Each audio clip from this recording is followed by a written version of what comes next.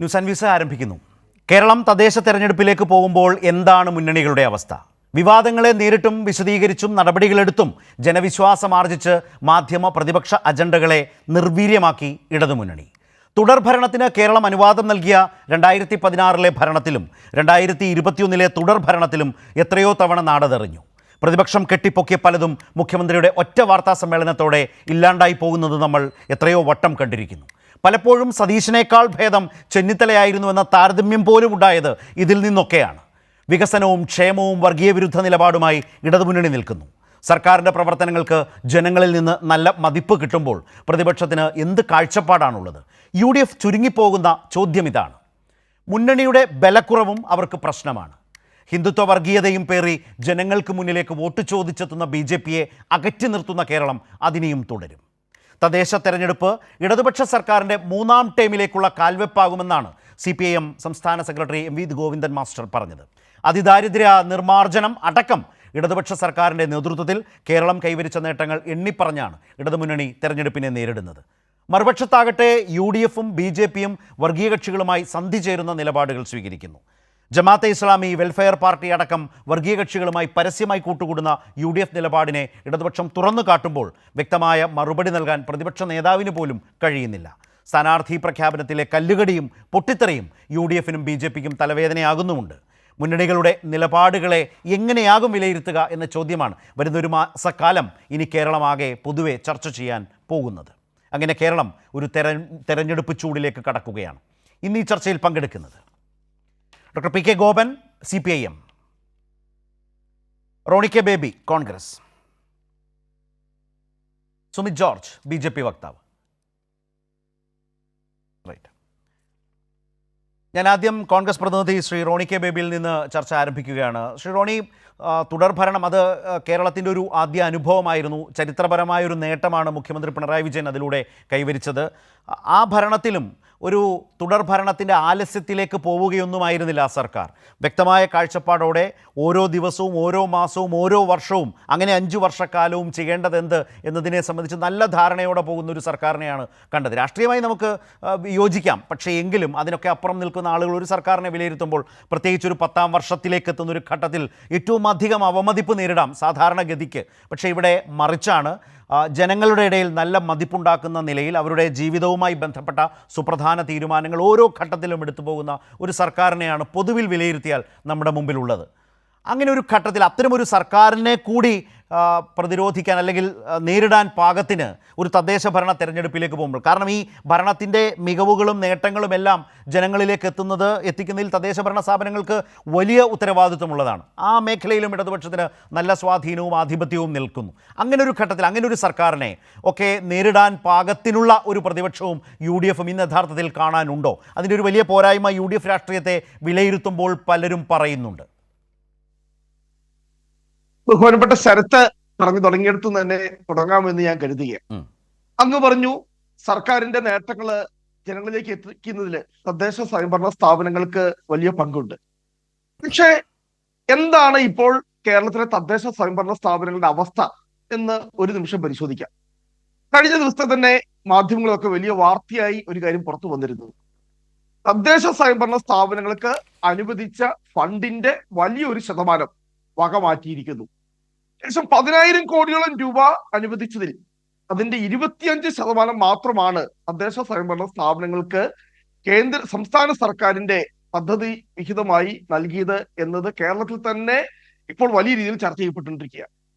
തദ്ദേശ സ്വയംഭരണ സ്ഥാപനങ്ങൾക്ക് പ്രവർത്തിക്കുവാൻ അവർക്ക് ഫണ്ടില്ലാതെ അവ എങ്ങനെ പ്രവർത്തിക്കും? ഇനി തദ്ദേശ സ്വയംഭരണ സ്ഥാപനങ്ങളെ തനത് ഫണ്ട്, സർക്കാർ കൊടുക്കേണ്ട ഫണ്ടുകൾ കൃത്യമായി കൊടുത്തില്ല എന്ന് മാത്രമല്ല, തദ്ദേശ സ്വയംഭരണ സ്ഥാപനങ്ങളുടെ തനത് ഫണ്ട്, ആ ഫണ്ട് പോലും പലതരത്തിൽ വകമാറ്റുന്ന സാഹചര്യം കണ്ടു. അല്ലെങ്കിൽ നവകേരള സദസ്സ് പോലെയുള്ള സംവിധാനങ്ങൾ വന്നപ്പോൾ എല്ലാ സർക്കാർ പരിപാടികൾക്കും അത് സ്പോൺസർ ചെയ്യുന്ന അവസ്ഥയിലേക്ക് ഈ പഞ്ചായത്തുകൾ അല്ലെങ്കിൽ തദ്ദേശ സ്വയംഭരണ സ്ഥാപനങ്ങൾ അവരുടെ തനത് ഫണ്ടിൽ നിന്ന് ചെലവഴിക്കേണ്ടി വന്നു. അതിന്റെ ഭാഗമായിട്ട് എന്താ സംഭവിച്ചെന്നറിയോ? തദ്ദേശ സ്വയംഭരണ സ്ഥാപനങ്ങൾ വഴി നടപ്പാക്കേണ്ട വികസന പ്രവർത്തനങ്ങൾ മുഴുവൻ ഇവിടെ സ്തംഭിച്ചു നിൽക്കുകയാണ്. അതാണ് ഇവിടുത്തെ യാഥാർത്ഥ്യം എന്ന് പറയുന്നത്. അപ്പോൾ ഈ ഗവൺമെന്റിന്റെ ഭരണ നേട്ടങ്ങളായിക്കോട്ടെ, അല്ലെങ്കിൽ നിങ്ങൾ അവകാശപ്പെടുന്ന അല്ലെങ്കിൽ അവകാശപ്പെടാവുന്ന രീതിയിൽ യാതൊരു വിധത്തിലുള്ള ഭരണ നേട്ടങ്ങളും ഇല്ല. ഇനി നിങ്ങൾ കുത്തിക്കൊണ്ടിരിക്കുന്ന അല്ലെ ത്രിതല പഞ്ചായത്തുകൾ വഴി വലിയ വികസന പ്രവർത്തനങ്ങൾ നടത്തി എന്ന് പറയുമ്പോൾ ജനങ്ങൾ തന്നെ നിങ്ങളോട് ചോദിക്കുകയാണ് എവിടെയാണ് എന്ത് തരത്തിലുള്ള വികസന പ്രവർത്തനങ്ങളാണ് നടത്തിയത്. അപ്പോൾ പേര് പറഞ്ഞാൽ നിങ്ങൾക്ക് വോട്ട് ചോദിക്കാനായിട്ട് കഴിയില്ല. നിലവിൽ സംസ്ഥാനത്ത് നിലനിൽക്കുന്ന രാഷ്ട്രീയ സാഹചര്യം ഒന്നും തന്നെ ദേവസ്വം ബോർഡിന്റെ മുൻ പ്രസിഡന്റ് തന്നെ ഇപ്പോൾ അറസ്റ്റിലായിരിക്കും. അതാണ് ഇന്ന് വരുന്ന വാർത്ത. കേരളം തദ്ദേശ സ്വയംഭരണ സ്ഥാപന തെരഞ്ഞെടുപ്പ് ഇതൊക്കെ ജനങ്ങളെ വളരെ വലിയ രീതിയിൽ സ്വാധീനിക്കുന്നേ. ഒരു വശത്ത് വലിയ PR വർക്ക് നടക്കുന്നു, കേരളം നമ്പർ 1 ആയി. അതേ സമയത്ത് തന്നെ ഇവിടുത്തെ ആരോഗ്യ രംഗത്തെ നമ്പർ 1 ആയ കേരളത്തിലെ ആരോഗ്യ മേഖല എത്രമാത്രം കുത്തഴിഞ്ഞ അവസ്ഥയാണെന്നുള്ള ഓരോ സംഭവങ്ങളും, ഇന്നലത്തെ സംഭവമായിക്കോട്ടെ, അല്ലെ കഴിഞ്ഞ ദിവസം വേണു എന്ന് പറയുന്ന ആ തിരുവനന്തപുരത്ത് ചികിത്സ കിട്ടാതെ മരണപ്പെട്ട ആ മനുഷ്യന്റെ അദ്ദേഹത്തിന്റെ ആ വാക്കുകളായിക്കോട്ടെ, അതെല്ലാം ജനങ്ങള് അവരുടെ ഹൃദയത്തില് വല്ലാതെ നമ്പരപ്പെടുത്തുന്ന വാർത്തകളാണ് കൊണ്ടിരിക്കുന്നത്. അപ്പോൾ അറിയുന്നത് ഒന്നാണ്, പ്രവർത്തിക്കുന്നത് മറ്റൊന്നാണ്. അവകാശപ്പെടുന്നത് പോലെ ഒരു വികസന പ്രവർത്തനം ഇത് വളരെ കൃത്യമായ കണക്കാണ്. വളരെ കൃത്യമായി തന്നെ ഏതെങ്കിലും പ്രതിപക്ഷ പാർട്ടികൾ ഉന്നയിച്ച ആരോപണമല്ല. ഇവിടെ വളരെ കൃത്യമായി തന്നെ സർക്കാർ സംവിധാനങ്ങളോട് പുറത്തു വന്ന കണക്കാണ്. 10,000 കോടിയിൽ വെറും 2,500 കോടി മാത്രമാണ് തദ്ദേശ സ്വയംഭരണ സ്ഥാപനങ്ങൾക്ക് നൽകിയത്. ബാക്കി മുഴുവൻ വക മാറ്റി, ഫണ്ടുകൾ മുഴുവൻ വക മാറ്റി. ഇതൊരു സംസ്ഥാനം എത്തിയിട്ടില്ലേ? ഒരുപാട് പ്രഖ്യാപനങ്ങളുണ്ട്, പക്ഷെ അതിന്റെ 50% പോലും ഇവിടെ ഇംപ്ലിമെന്റ് ചെയ്യപ്പെട്ടിട്ടില്ല. ഇത് മുഴുവൻ ഫണ്ടുകള് വിവിധ വകുപ്പുകൾക്ക് അലോട്ട് ചെയ്യുന്ന ഫണ്ടുകൾ മുഴുവൻ വക മാറ്റിയാണ്. പിന്നെ എന്തു പറഞ്ഞ് നിങ്ങൾക്ക് വോട്ട് ചോദിക്കുവാൻ കഴിയും? ശരി, ഓക്കെ, സമ്മതിച്ചു. ഞാൻ റോണിയിലേക്ക് വരാം. റോണി, ഏതാണ്ട് വളരെ വലിയ തോതിൽ ഒരു ഇരുണ്ട കാലം എന്ന ഒരു സങ്കല്പത്തിൽ നിന്നുമാണ് സംസാരിച്ചത്. ഈ ഫണ്ട് അവിടെ ഇവിടെയും വെട്ടിക്കുറച്ചതിനെ കുറിച്ചൊക്കെ പറയുമ്പോൾ ഈ നവംബർ മാസത്തിൽ അവരുടെ ക്ഷേമ പെൻഷൻ്റെ കുടിശ്ശിക കംപ്ലീറ്റ് തീർന്നതിൻ്റെ അവസാന ഗഡുവും കൊടുത്തു തീർത്ത് 2,000 രൂപ അതും കൂടി ചേർത്ത് ഈ പറഞ്ഞതുപോലെ 3,600 രൂപയാണ് വരാൻ പോകുന്നത്. 3,600 രൂപയാണ് നവംബർ മാസം ഏതാണ്ട് 20-ാം തീയതിയോടുകൂടി അവരുടെ കയ്യിലെത്താൻ പോകുന്നത്. നെൽകർഷകർക്ക് ഇന്ത്യയിൽ ഏറ്റവും അധികം വില ലഭിക്കുന്ന, നെൽകർഷകർക്ക് വില ലഭിക്കുന്ന, നെല്ലിന് വില ലഭിക്കുന്ന സംസ്ഥാനം കേരളമാണ്, തർക്കമൊന്നുമില്ല. ആ വിലയ്ക്ക് ഇന്ന് അതിൻ്റെ നടപടികൾ ഈ നവംബർ മാസത്തിൽ തന്നെ റോണി, കേരളത്തിൽ ഈ പറഞ്ഞ സർക്കാർ പ്രഖ്യാപിച്ചത് ഒരു തെരഞ്ഞെടുപ്പിന് വേണ്ടി നടത്തിയ ഇലക്ഷൻ സ്റ്റണ്ട് അല്ല എന്നും നവംബർ മാസം മുതൽ തന്നെ കയ്യിൽ പിടിച്ചോളൂ എന്ന് പറഞ്ഞ് പണം കൊടുത്തു തുടങ്ങിയ ഒരു മാസത്തിൽ നിന്നുകൊണ്ടാണ് റോണി ഇത്രയും വലിയ ആശങ്കകൾ പറയുന്നത്, അല്ലെങ്കിൽ രാഷ്ട്രീയ ആരോപണം പറയുന്നത്. അതവിടെ നിൽക്കട്ടെ. അത് ശ്രീ ഗോപൻ അതേക്കുറിച്ച് എന്താണെന്ന് വെച്ചാൽ അദ്ദേഹത്തിൻ്റെ മറുപടി പറയട്ടെ. ഞാൻ ഒരു കാര്യം ഒന്ന് സൂചിപ്പിക്കാം. ഇപ്പോൾ കേരളത്തെ സംബന്ധിച്ച് വളരെ പൊതുവായൊരു അഭിമാനകരമായ ഒരു കാര്യം കൂടി നമ്മൾ പങ്കുവെച്ചുകൊണ്ട് പോകേണ്ടതുണ്ട്, രാഷ്ട്രീയ ചർച്ചയ്ക്ക് വേണ്ടിയുള്ളതുമല്ല. അതായത് രാജ്യത്തെ നിക്ഷേപ സൗഹൃദ അന്തരീക്ഷം, വ്യവസായ സൗഹൃദ അന്തരീക്ഷത്തിൽ ടോപ്പ് അച്ചീവറാണ് കേരളം. അത് നേരത്തെ തന്നെ നമ്മുടെ മുമ്പിലേക്ക് വന്ന കാര്യമാണ്. നമ്മൾ 28-ാം റാങ്കിൽ ഉണ്ടായിരുന്നതാണ്. അവിടെ നിന്ന് വലിയ തോതിൽ അധ്വാനിച്ച് ലോകത്തിൻ്റെ ആകെ കാഴ്ചപ്പാട് മാറ്റി നമ്മൾ ആന്ധ്രയ്ക്കും ഹൈദരാബാദിൻ്റെയൊക്കെ മികവിൽ ആന്ധ്ര കയ്യാളിയിരുന്ന ആ നേട്ടം നമ്മൾ പിടിച്ചെടുത്തു. അങ്ങനെ നമ്മൾ ടോപ്പ് അച്ചീവറായി 1-ാം സ്ഥാനത്തെത്തി. ഇന്ന് ആ പദവിയിലെത്തിയതിൻ്റെ ഭാഗമായി കേരളത്തിനുള്ള പുരസ്കാരം ദില്ലിയിൽ കേരളത്തിൻ്റെ വ്യവസായ മന്ത്രി പി രാജീവ് ഏറ്റുവാങ്ങിയിട്ടുണ്ട് എന്നതുകൂടിയുണ്ട്. വളരെ പ്രധാനപ്പെട്ട വാർത്തയാണ്. കേന്ദ്രമന്ത്രി പീയൂഷ് ഗോയലിൽ നിന്ന് ഏറ്റുവാങ്ങിയിട്ടുണ്ട് എന്നതുകൂടി നമ്മൾ കാണേണ്ടതുണ്ട് എന്നാണ് എനിക്ക് പറയാനുള്ളത്. ഇവിടെ ശ്രീ ഗോപൻ, പക്ഷേ തെരഞ്ഞെടുപ്പിൽ സർക്കാരിൻ്റെ വിലയിരുത്തൽ വരുമ്പോൾ തന്നെ അത് വളരെ പ്രധാനപ്പെട്ടതാണല്ലോ. അതിനെ ഇടതുപക്ഷം ഭയക്കുന്നുണ്ടെന്ന് ഞാൻ കരുതുന്നില്ല. പക്ഷേ നിലനിൽക്കുന്ന സമീപകാല രാഷ്ട്രീയം എന്നത് പ്രധാനവുമാണല്ലോ ഏത് തെരഞ്ഞെടുപ്പിലായാലും. അത് നിങ്ങൾക്ക് വെല്ലുവിളിയാണോ? ഇപ്പോൾ അദ്ദേഹം ഒറ്റ വാക്യത്തിൽ അവസാനിപ്പിച്ചു വെച്ചതും പിന്നീട് പറയാൻ കരുതി വെച്ചതുമായ ഒന്നാണ് ശബരിമലയുടെ കാര്യത്തിൽ ഇപ്പോൾ മുൻ ദേവസ്വം ബോർഡ് പ്രസിഡന്റ് അറസ്റ്റിലായത്. കേട്ട് കാണുമല്ലോ. ശ്രീ ഗോപൻ.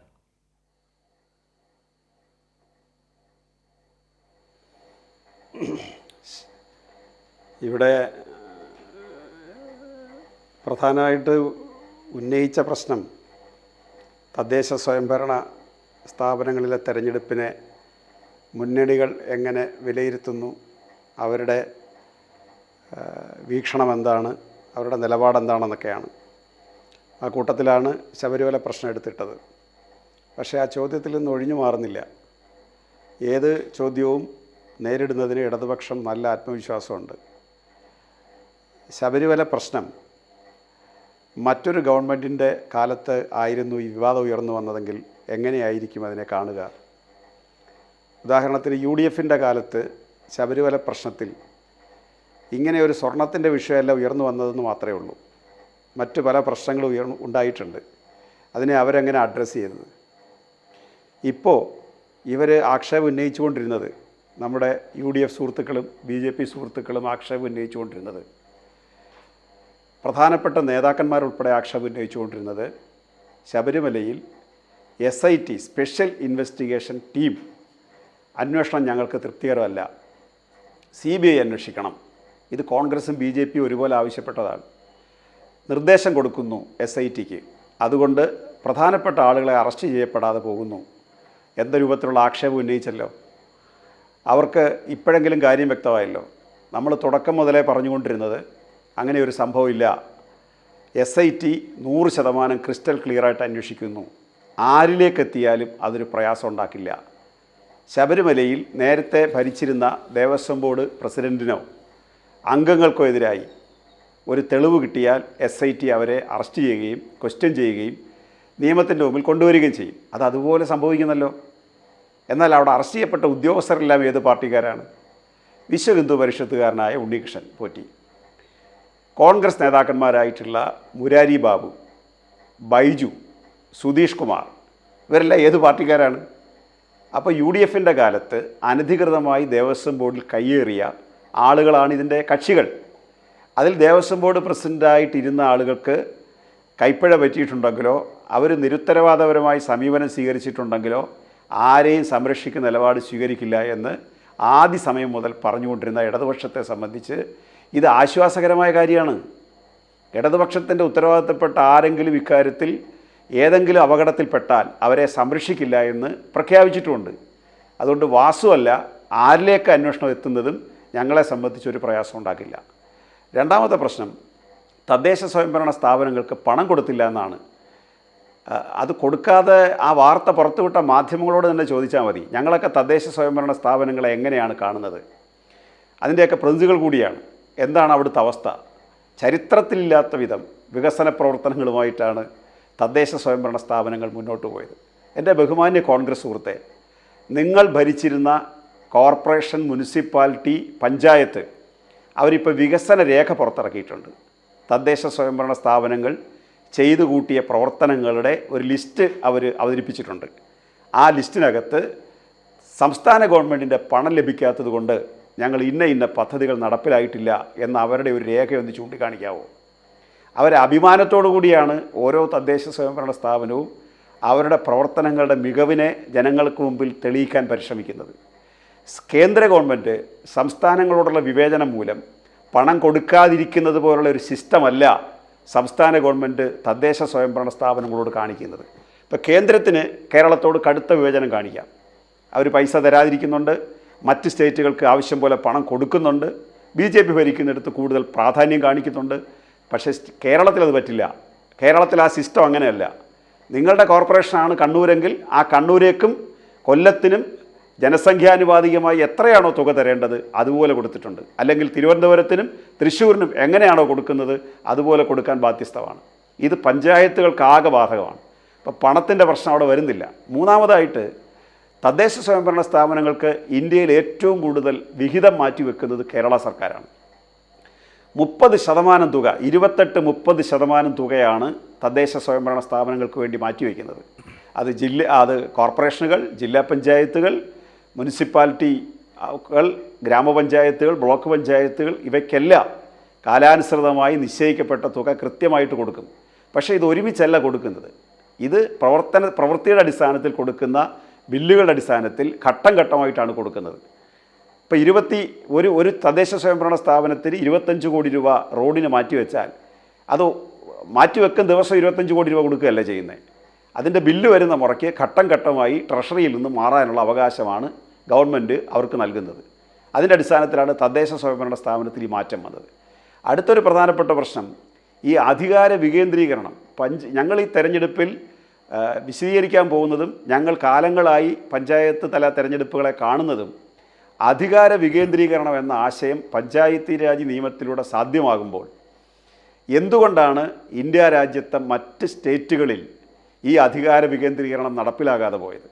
ഇവിടെ അതിന് കാരണമായത് 1957 അധികാരത്തിൽ വന്ന ഒന്നാമത്തെ കമ്മ്യൂണിസ്റ്റ് മന്ത്രിസഭ മുതൽ ഞങ്ങൾ ഈ പ്രാദേശിക വികസനത്തെ ലക്ഷ്യമിട്ടുകൊണ്ട് അധികാര വികേന്ദ്രീകരണം മുന്നോട്ട് വെച്ച ആളുകളാണ്. നോക്കൂ, എത്ര കൊല്ലം മുമ്പാണ് നമ്മൾ 70-75 കൊല്ലം മുമ്പാണ് കേരളത്തിൽ ഈ ജില്ലാ ഡിസ്ട്രിക്ട് ബോർഡുകൾ എന്നൊരു നിലപാട് തന്നെ കമ്മ്യൂണിസ്റ്റ് പാർട്ടികൾ എടുത്തിട്ടുണ്ട്. അതുകൊണ്ടാണ് EMS അന്നേ അത് സൂചിപ്പിക്കുന്ന ഒരു സ്വഭാവമാണ്. പിന്നീട് അദ്ദേഹം ജീവിച്ചിരിക്കുമ്പോൾ തന്നെയാണ് അദ്ദേഹത്തിൻ്റെ കാർമ്മികത്വത്തിൽ ജനകീയാസൂത്രണം കൊണ്ടുവന്നു. ഈ ജനകീയാസൂത്രണ സമയത്ത് നമ്മുടെ UDFൻ്റെ നിലപാട് എന്താണെന്ന് ബഹുമാനപ്പെട്ട കോൺഗ്രസ് പ്രതിനിധി ഓർക്കുന്നുണ്ടോ? ജനകീയാസൂത്രണത്തിന് പകരമായി അവർ കേരള വികസന പദ്ധതി, കേരള ഡെവലപ്മെൻറ്റ് പ്രോജക്റ്റ് എന്ന് പറഞ്ഞൊരു സംവിധാനം കൊണ്ടുവന്നു. ജനകീയാസൂത്രണം വേണ്ട എന്ന് പറഞ്ഞാൽ, ജനകീയാസൂത്രണം എന്ന് പറഞ്ഞാൽ വാക്കിൽ തന്നെ സൂചിപ്പിക്കുന്നത് പോലെ ജനങ്ങളിരുന്ന് ആസൂത്രണം ചെയ്യലാണ്. അതിന് വർക്കിംഗ് ഗ്രൂപ്പുകളുണ്ടായി, തദ്ദേശ സ്വയംഭരണ സ്ഥാപനങ്ങളിൽ ഉപദേശക സമിതികളുണ്ടായി, ഗ്രാമസഭകൾ ശക്തിപ്പെട്ടു, പഞ്ചായത്ത് തല സംവിധാനത്തിന് പുറത്ത് സമിതികൾ പഞ്ചായത്തിന് നിർദ്ദേശങ്ങൾ കൊടുക്കാനും ഉപദേശം കൊടുക്കാനും വന്നു. ആത്യന്തികമായ അധികാരം തദ്ദേശ സ്വയംഭരണ സ്ഥാപനങ്ങൾക്കാണ്. ആര് നിർദ്ദേശിച്ചാലും ആര് ഉപദേശം കൊടുത്താലും ആത്യന്തികമായവർക്കാണ്. അതിൻ്റെ ഭാഗമായിട്ടാണ് കേരളത്തിൽ ഈ PH സെൻറ്ററുകൾ എന്നത് പഞ്ചായത്തിൻ്റെ കീഴിൽ, CH സെൻറ്ററുകൾ ബ്ലോക്ക് പഞ്ചായത്തിൻ്റെ കീഴിൽ, LP സ്കൂളുകളും UP സ്കൂളുകളും പഞ്ചായത്തുകളുടെ നിയന്ത്രണത്തിൽ, ഹൈസ്കൂളുകളും ഹയർ സെക്കൻഡറി സ്കൂളുകളും ജില്ലാ പഞ്ചായത്തിൻ്റെ നിയന്ത്രണത്തിൽ. അതിനകത്ത് ഒരു കാര്യം കൂടിയുണ്ട്. കോർപ്പറേഷൻ പരിധിയിൽ വരുന്ന എല്ലാ അധികാര കേന്ദ്രങ്ങളും കോർപ്പറേഷനിലാണ്, അവിടെ ജില്ലാ പഞ്ചായത്തിന് അധികാരമില്ല. മുനിസിപ്പാലിറ്റിയിൽ വരുന്ന എല്ലാ സ്ഥാപനങ്ങളും മുനിസിപ്പാലിറ്റിക്കാണ്, അവിടെ ജില്ലാ പഞ്ചായത്തിന് അവകാശമില്ല. എന്നാൽ ഗ്രാമീണ തലങ്ങളിൽ വരുന്ന പഞ്ചായത്തുകളിൽ വരുന്ന ഹൈസ്കൂൾ ഹയർ സെക്കൻഡറി സ്കൂളുകൾ ജില്ലാ പഞ്ചായത്തിനാണ്. ഇതിൻ്റെ ഭാഗമായി നമ്മുടെ സ്കൂളുകൾ മെച്ചപ്പെട്ടു, PH സെൻ്ററുകൾ മെച്ചപ്പെട്ടു, ജില്ലാ ആശുപത്രികൾ മെച്ചപ്പെട്ടു. ഒരു തദ്ദേശ സ്വയംഭരണ സ്ഥാപനത്തിന് വിട്ടുകിട്ടിയ സ്ഥാപനമായ സ്കൂളിലോ അല്ലെങ്കിൽ ആശുപത്രികളിലോ ഡോക്ടേഴ്സ് ഇല്ലാതെ വന്നാൽ, എന്തെങ്കിലും അപാകതകൾ പറ്റിയാൽ ചോദിക്കാനും പറയാനും ആളുണ്ട്, അല്ലെങ്കിൽ റെസ്പോണ്ട് ചെയ്യാൻ ഒരു പഞ്ചായത്ത് സമിതി ഉണ്ടെന്ന സ്ഥിതി വന്നു. ഇതല്ല നോർത്ത് സ്റ്റേറ്റുകളിൽ. ഞാനൊരു ഉദാഹരണം പറയാം.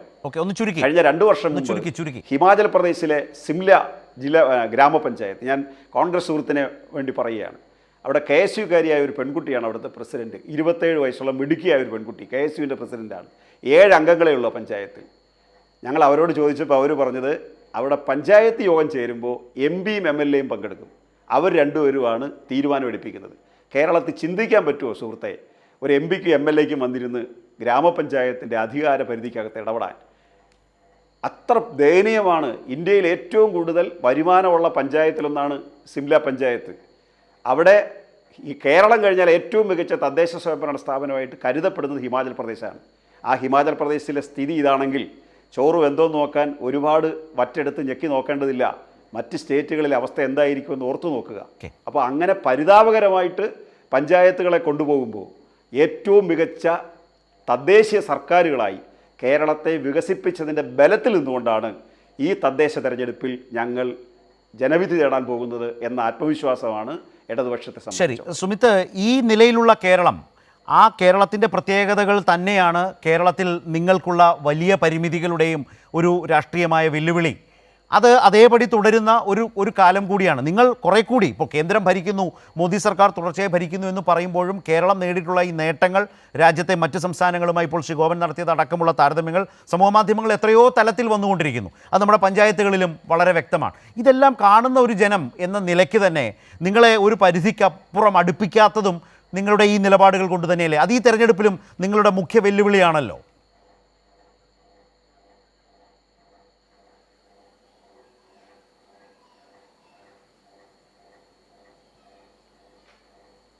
കേൾക്കുന്നില്ല സുമിത്, ഒന്ന് പരിഹരിച്ചിട്ട് താങ്കളിലേക്ക്.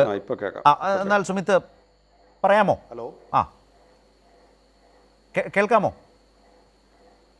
സുമിത്? കേൾക്കാമോ? അതെ, എനിക്ക് കേൾക്കാം. താങ്കൾക്ക് ഞാൻ പറയുന്നത് കേൾക്കാൻ കഴിയുന്നുണ്ടോ? ഇപ്പോൾ എനിക്ക് കേൾക്കാൻ പറ്റുന്നുണ്ട്, സൗണ്ട് കുറവാണ്. സുമിത്, കേരളമാണ് എന്ന് തന്നെയാണ് കേരളത്തിലെ കേരളമാണ് എന്നുള്ളത് തന്നെയാണ് കേരളത്തിലെ BJP നേരിടുന്ന ഈ തെരഞ്ഞെടുപ്പ് കാലത്തെയും ഒരു പ്രധാന വെല്ലുവിളി.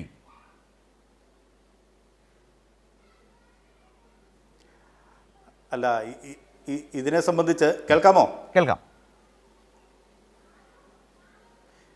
കേൾക്കാൻ പറ്റുന്നുണ്ടോ? കേൾക്കാം, പറഞ്ഞോളൂ കേൾക്കാം.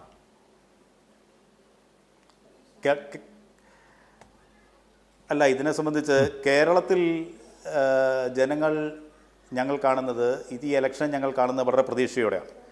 കാരണം ഇവിടെ ഇടതുപക്ഷവും അതുപോലെ വലതുപക്ഷവും കാലങ്ങളായി മേൽക്കോയ്മ ഉണ്ടായിരുന്ന ത്രിതല പഞ്ചായത്ത് സംവിധാനങ്ങളിൽ തീർച്ചയായും ഞങ്ങൾക്ക് വളരെയേറെ ചെയ്യുവാൻ സാധിക്കും എന്ന് ഞങ്ങൾക്കുറപ്പുണ്ട്.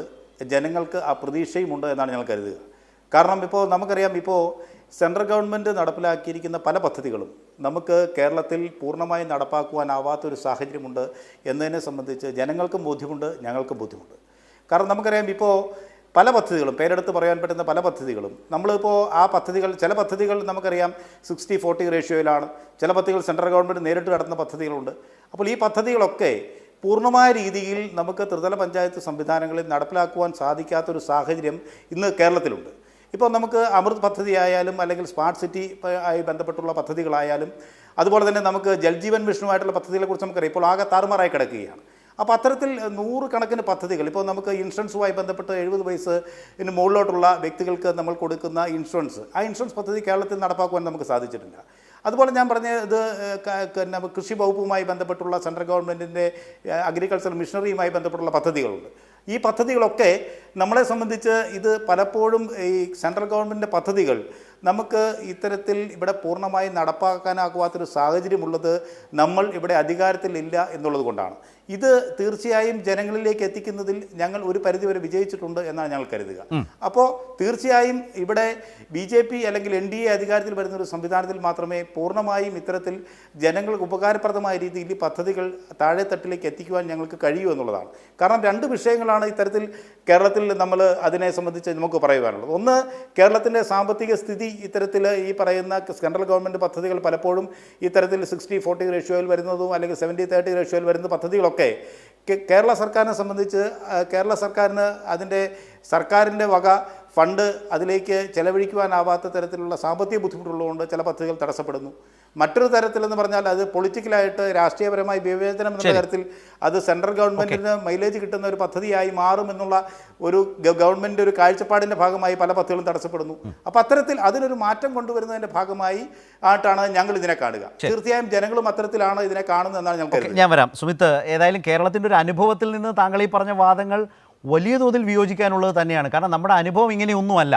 പക്ഷേ ഞാൻ റോണിലേക്ക് വരുന്നതിന് മുമ്പ് ഇത് കേരളം ഭരിക്കുന്ന ഇടതുമുന്നണിയുമായി ബന്ധപ്പെട്ട് BJP പ്രതിനിധി മുന്നോട്ട് വെക്കുന്നൊരു വാദം എന്ന നിലയ്ക്ക് ശ്രീ ഗോപൻ വളരെ ചുരുക്കി അദ്ദേഹത്തിൻ്റെ ഈ വാദത്തിന് എന്താണ് മറുപടി? നമ്മളിപ്പോൾ കേരളത്തിൽ പറയുന്ന പ്രശ്നം ഈ കേന്ദ്രാവിഷ്കൃത പദ്ധതികൾക്ക് മുഴുവൻ നിബന്ധന വെച്ച് സംസ്ഥാനങ്ങളെ വല്ലാതെ സാമ്പത്തികമായി ഞെരുക്കുന്നു. പ്രത്യേകിച്ച് കേരളത്തിൻ്റെ മാറ്റത്തിനും വളർച്ചയ്ക്കും അനുസരിച്ച് കേന്ദ്രാവിഷ്കൃത പദ്ധതികളെ ഉപയോഗിക്കാൻ കഴിയാത്ത വിധമുള്ള കാര്യങ്ങൾ അദ്ദേഹം അവതരിപ്പിച്ച ഏതെങ്കിലും ഒരു വിഷയം കേരളത്തിൻ്റെ പ്രശ്നങ്ങളുമായി ബന്ധപ്പെട്ട് വോട്ടർമാർക്ക് മുമ്പിൽ BJPക്ക് അവതരിപ്പിച്ച് ആനുകൂല്യം പറ്റാൻ കഴിയുന്നതാണോ? അതാണ് അവരുടെ വിശ്വാസം. വളരെ ചുരുക്കി താങ്കളുടെ ഒരു റെസ്പോൺസ് എന്താണ്?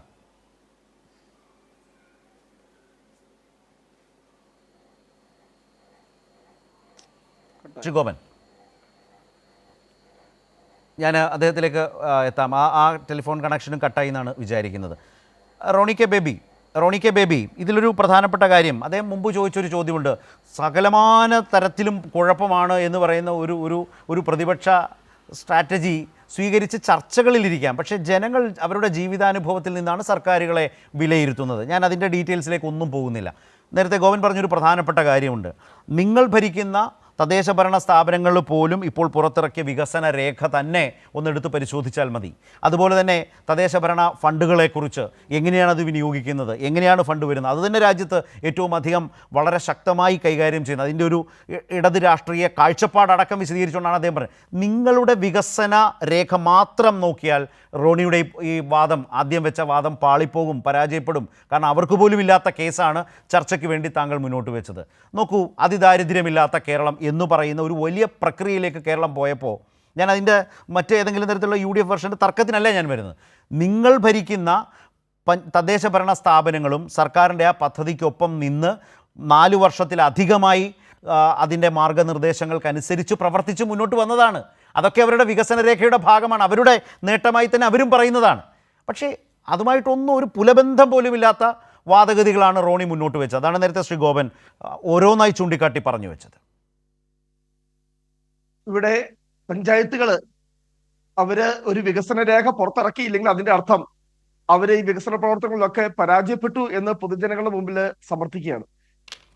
അതിന് പകരം പഞ്ചായത്തുകളൊക്കെ അവരെ കൊണ്ട് പറ്റുന്ന രീതിയിൽ വികസന പ്രവർത്തനങ്ങളൊക്കെ തുടങ്ങുവാനും അത് ഭാഗികമായിട്ടൊക്കെ പൂർത്തീകരിക്കാൻ അവർക്ക് പറ്റിയിട്ടുണ്ട്. ഞാനില്ല എന്ന് അല്ല നിഷേധിക്കുന്നില്ല. അതെങ്ങനെ പക്ഷേ പറ്റുന്നു?